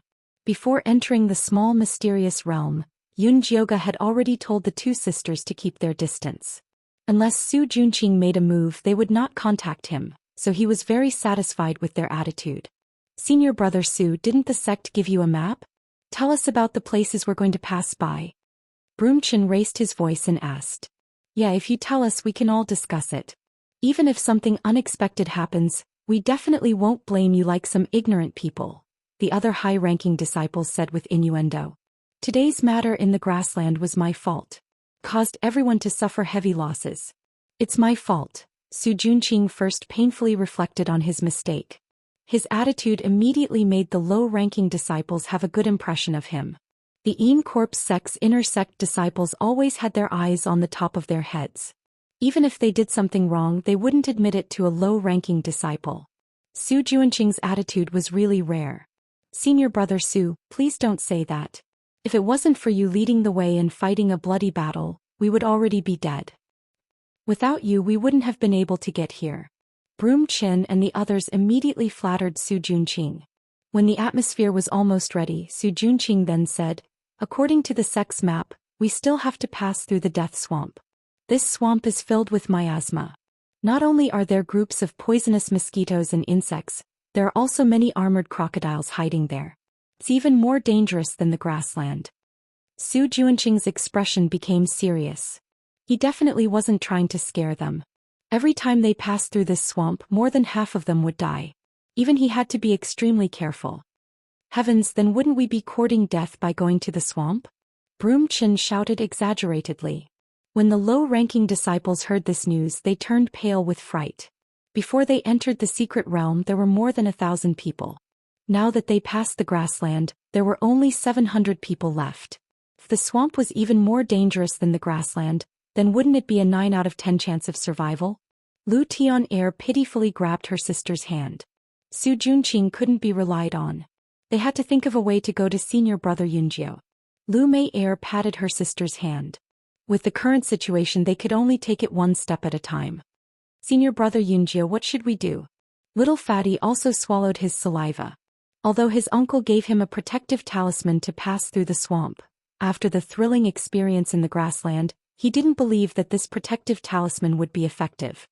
Listen to what he has to say. Yun Jiugu looked at Su Junqing's expression. He didn't just say it to scare everyone. He definitely had a way to deal with it. Sure enough, Su Junqing waited for the outer sect disciples to finish their discussion before saying, although the death swamp is dangerous, the sect has found a way to deal with it after so many years. What way? Senior brother, hurry up and say it. At this point no one wanted to die. Everyone listen to me. Su Junqing gestured for everyone to calm down. After everyone quietened down he said, if we want to successfully pass through the death swamp, we have to go to the black water pond that is 10 miles away from here to find the black crystal watergrass. This kind of watergrass can not only dispel the miasma, it can also get rid of poisonous insects. As long as you carry it on your body, even the armored crocodiles won't easily get close. Is the black water pond very dangerous? They had just experienced a huge battle and were really scared out of their wits. There is a school of second-level sharp fong fish in the black water pond, but the sect specially refined a type of pill to avoid them. If we sneak in at night we won't encounter any danger. Su Junqing continued. Senior brother Su, I volunteered to help everyone find the black crystal watergrass. Broom Chin stood up, instantly receiving a round of applause. Someone volunteered to do such a dangerous thing, he had to be encouraged. Junior brother Chin is indeed a good person. I have a total of 6 pills here and you can choose another 5 people to go with you. Su Junqing said. Junior brother Wang, junior brother Chiu. Broom Chin picked 5 of his subordinates in one breath, and finally pointed in Yunjiu's direction. He smiled and said, junior brother Yunjiu's luck is so strong, I also hope that I can benefit from his luck and help everyone bring back the black crystal watergrass.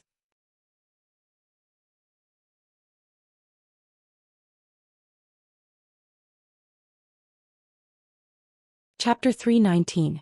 When Lu Tian'er heard Broom Chen's words, she tightened her grip on Lu Meier's hand. She opened her mouth to say something but could not say a word.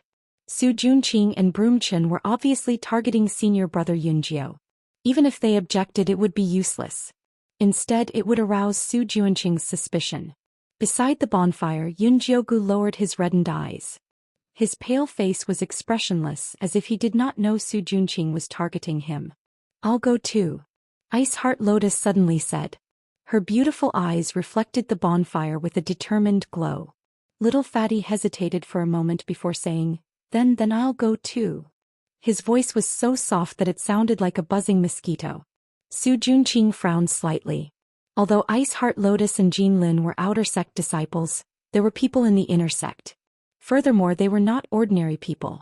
It was fine if something happened to them in the grasslands, but if people knew that he had sent them on a dangerous mission, they would probably hold a grudge. He had to think of a way to stop these 2 troublemakers. At that moment Yunjiu said lightly, the quality of the people for this mission is not the quantity. I'll go with senior brother Chen. Senior brother Yunjiu. Ice Heart Lotus frowned. Could he not tell that Su Junqing was deliberately messing with him? Perhaps they had already set up a trap at the black pool. When do we set off? Yunjiu looked at Su Junqing. If Su Junqing was leading the team personally, she would still have some reservations. Broom Chin and a few small shrimps, killing them in minutes was not difficult at all. After midnight. Su Junqing smiled. He could not be more satisfied with Yunjiu's cooperation. All right. Yunjiu nodded. Then he said to Ice Heart Lotus and Little Fatty, I'm tired. I need to rest. You guys go to the side. With that said, he found a place to close his eyes. Ice Heart Lotus and Little Fatty looked at each other. Not knowing what to say, they obediently went to the side. After Su Junqing arranged for the patrolling disciples, he let them sleep on the ground. The night in the small mystic realm was gloomy. There were no stars or moon. The clouds were thick and there was no wind. It was so hot that it was uncomfortable. Although everyone had insect repellent on them, the dark green mosquitoes still buzzed around them. If they were accidentally stared at, they would immediately become a blood bag. Even if they wanted to sleep, it would be very difficult. Su Junqing was also annoyed by the bugs. He opened his eyes and looked at the Lu sisters, only to see that they were refreshed and there were no mosquitoes on them. He couldn't help but wake Lu Tian'er up and ask, "Junior sister Lu, do you have any special insect repellent pills on you?" "No, we also used the insect repellent powder given by the sect." Lu Tian'er blinked her big eyes and pretended to be ignorant.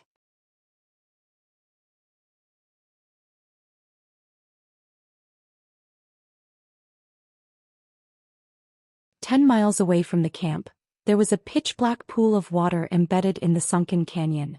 Not a single blade of grass grew around the pool. There were no signs of humans, birds, or beasts. The pool was even darker than the night sky. It was pitch black, and even when the wind blew, it didn't cause any ripples. At this moment, Yunjiu, Broomchin, and the others were standing by the side of the black pool. "Junior brother Yunjiu, hurry up and eat the pill. The sooner we find the black crystal watergrass, the sooner our fellow brothers can rest assured," Broomchin said seriously. Under the nervous gazes of Broomchin and the others, Yunjiu slowly put the black pill that Su Junqing had just given him into his mouth. Then he placed his tongue on the roof of his mouth. Although Broomchin heaved a sigh of relief, he didn't dare show it on his face. Instead, he pretended as if nothing had happened and said to the others, "Everyone relax. After eating this pill, the sharp-toothed fish will definitely avoid us. Let's hurry into the water and try to get more black crystal watergrass back." After saying that, he called out to Yunjiu, "Junior brother Yunjiu, you go first." Their plan was to kill Yunjiu in the water. If he didn't go into the water, it would be troublesome. "Let's go together," Yunjiu said calmly. "All right, then let's go together." Broomchin nodded readily, then led the way into the pool. "Junior brother Yunjiu, let's go." The other 4 disciples looked at Yunjiu with smiles. It was obvious that they wanted to line up behind her. Yunjiu didn't say anything else and went straight into the black pool. The other 4 disciples' eyes flashed with viciousness as they followed behind her into the water.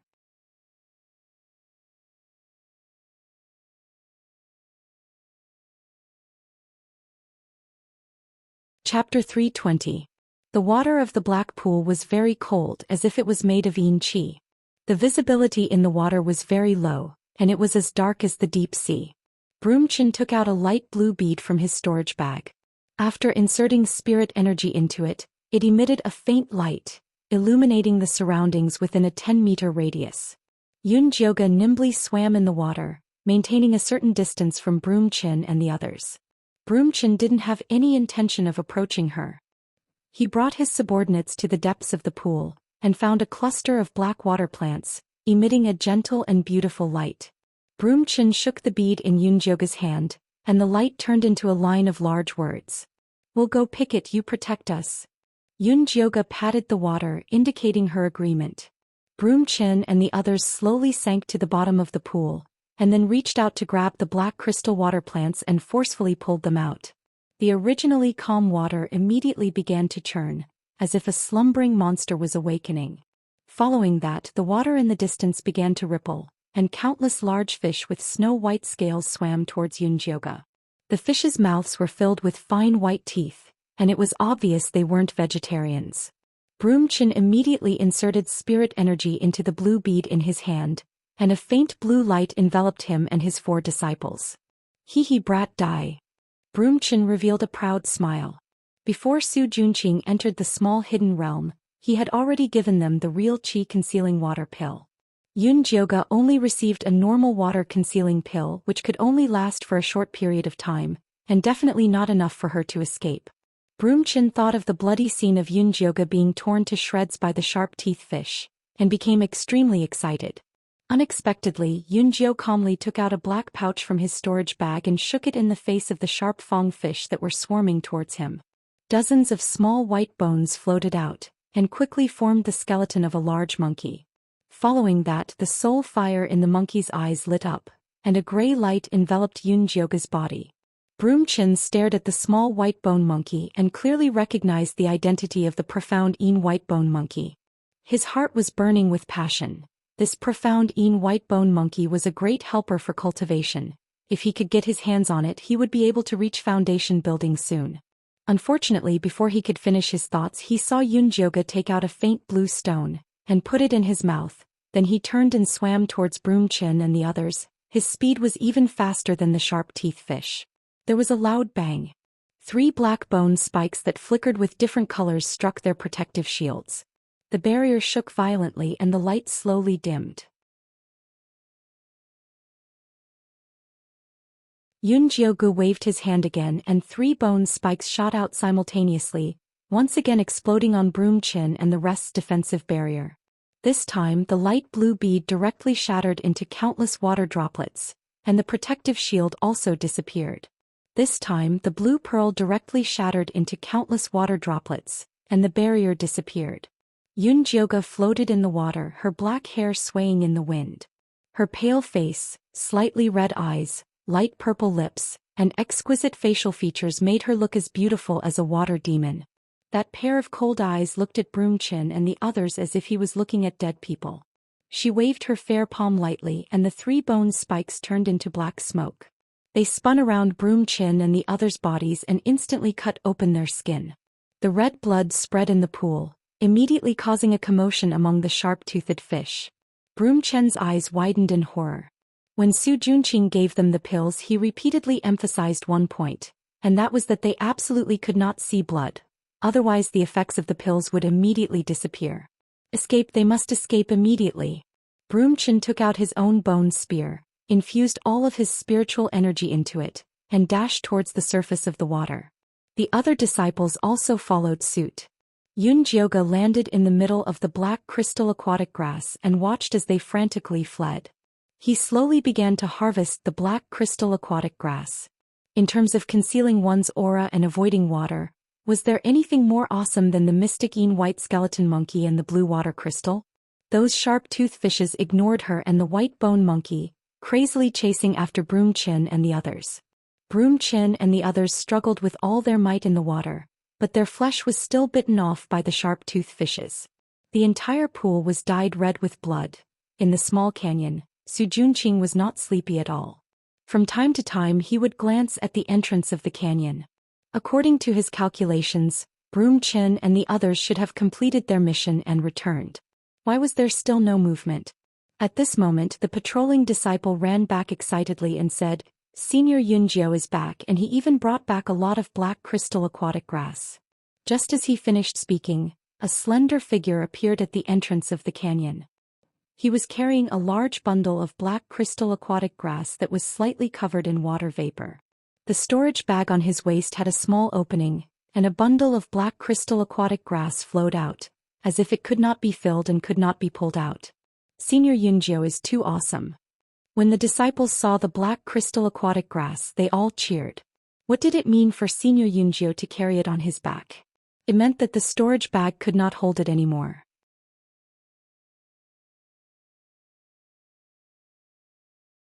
These low-level disciples were previously worried that there would not be enough black crystal aquatic grass, and that they would not receive much. Now it seemed that there was more than enough. When Su Junqing saw that Yunjioge had returned, he was so angry that he almost exploded. Broom Chin and the others were really useless.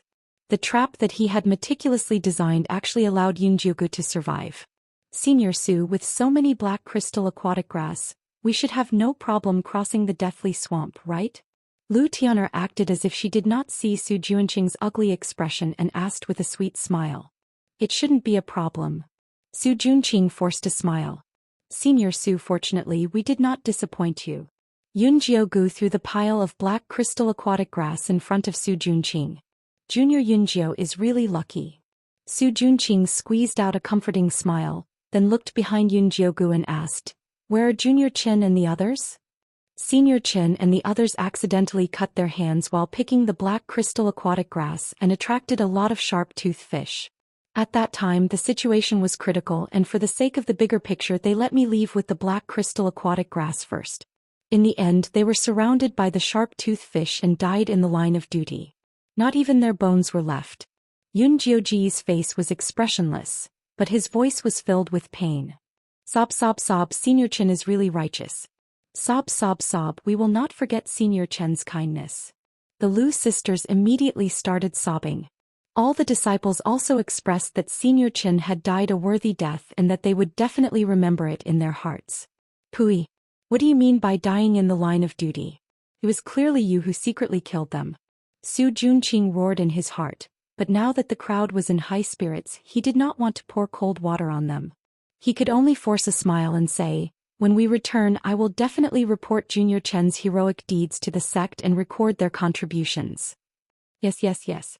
All the disciples nodded their heads, but at the same time they were thinking, he's already dead, what's the use of recording his contributions?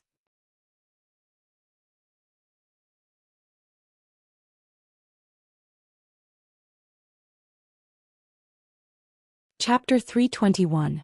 Senior Brother Su, the dead are already dead. The living are more important. Take a look at how to distribute the black crystal aquatic grass. As Yun Jioga spoke, he poured out the black crystal aquatic grass from his storage bag. She had purposely dove into the deepest part of the black water pool and found a patch of black crystal aquatic grass that was over 100 years old. She even picked the best quality ones. Each of the black crystal aquatic grass was 3 feet long and completely black. They shone faintly even after leaving the water. It was obvious that they were of the highest quality. These black crystal aquatic grass are of high quality. Everyone only needs one. Su Junqing focused and distributed the black crystal aquatic grass. The human-sized black crystal aquatic grass was distributed to more than 700 disciples. There was still a large pile left. Su Junqing naturally had to take care of the rest. At this time Yun Jioga spoke. Why don't we give everyone one more? It's better to be prepared. That's right, there are still so many left. It's more than enough to give everyone one more. Little Fatty hurriedly agreed. The other disciples naturally agreed as well. What was in their hands belonged to them. If they left it with Su Junqing, they would have to beg him to use it. If they didn't beg, they would lose their lives. Although Su Junqing was unwilling, these black crystal aquatic grass were brought back by Yun Jioga. If he wanted to distribute it, he would lose the hearts of the people if he stopped him. Alright, then everyone will take one more. Su Junqing distributed another round of black crystal aquatic grass. Finally, there were only about 10 left. He put them away with a pained expression. Then he ordered, everyone rest for 45 minutes. Then we will head to the Deathly Swamp. Yes. The disciples carefully stored the black crystal aquatic grass in the safest place. Then they checked their storage bags. 45 minutes later they set off on time. After Yun Jioga and the others walked through a large wasteland, they finally arrived at the Deathly Swamp. From afar, it looked like an endless stretch of brown swamp. The swamp looked very calm. There were no mosquitoes, no armored crocodiles, and not even miasma. Senior Brother Su, is this the Deathly Swamp? It doesn't look very dangerous. Lu Tian'er looked left and right but couldn't see the aura of death. There must be a reason behind this. Everyone be careful. After the blood earthworm in the grassland, Su Junqing didn't dare to underestimate this swamp. After he took out the demonic flower bone spur, he thought that it wasn't safe, so he opened a small red pouch covered with runes. A beautiful woman wearing a red palace dress appeared beside him. The girl's face was pale, her eyes were lifeless, her eyebrows were like a painting, and there was a very eye-catching red mole. It was Yi Yunji that had been refined into a Yin corpse. Senior Brother Su, is this your life source Yin corpse? It's so beautiful. Lu Tian'er praised. Now is not the time to worry about this. Everyone, when we enter the swamp, don't panic. Follow me closely. Su Junqing ignored Lu Tian'er's words and instructed the disciples on the matters to take note of when entering the death swamp. Although Su Junqing liked to be flattered, he was very low-key in front of Yi Yunji. If he wasn't worried about getting injured in the swamp, he wouldn't have let Yi Yunji out. Yun Jioga's pupils constricted when he saw Yi Yunji. Resentment rushed to his head from the bottom of his heart. If it wasn't for the fact that she couldn't change her expression after being poisoned, her face would have been terrifying. Senior Brother Yun Jioga, what's wrong? Little Fatty noticed the change in Yun Jioga's mood. It's nothing. Yun Jioga looked down, hiding the anger in his eyes. You also feel that this swamp is very strange, right? Little Fatty said to himself. He thought that he would see a swamp filled with miasma, mosquitoes flying and armored crocodiles everywhere. He never thought that it would be this quiet. Anyone would feel that something was wrong. We still have to go, and no matter how strange it is, there's no point in talking about it. Yunjioga lightly replied. Junior brother Yunjioga is right, we've already come this far, there's no point in being afraid. Everyone has high-level black crystal watergrass, so as long as we're careful there won't be any problems. Remember to follow me closely. Su Junqing took out a yellow bead from his storage bag. This was the Earth Spirit bead. It was specially used to test whether it was possible to walk in the swamp. He saw him pour his spirit energy into the Earth Spirit bead, and an earthy yellow light filled the air. Some places were very dark and some places were very thin. The dark places were possible to walk while the thin places were the swamp. With this Earth Spirit bead, everyone successfully walked into the swamp. Yi Yunji walked quietly beside Su Junqing. Her red satin shoes were covered in a faint layer of gray air, making it seem like she was floating on the ground. Little Fatty's eyes lit up when he saw this. Previously, senior brother Yunjioga had reminded him to gather earth element under his feet, but he had never understood it. Now he suddenly understood. A layer of yellow light appeared under his feet, making it much easier to walk on the muddy path. Use it sparingly, you don't have enough spirit energy, Ice Heart Lotus reminded him. This was not the time to cultivate. Oh. Little Fatty also realized that his spirit energy was depleting quickly, so he immediately stopped cultivating and focused on following the path that Su Junqing had created.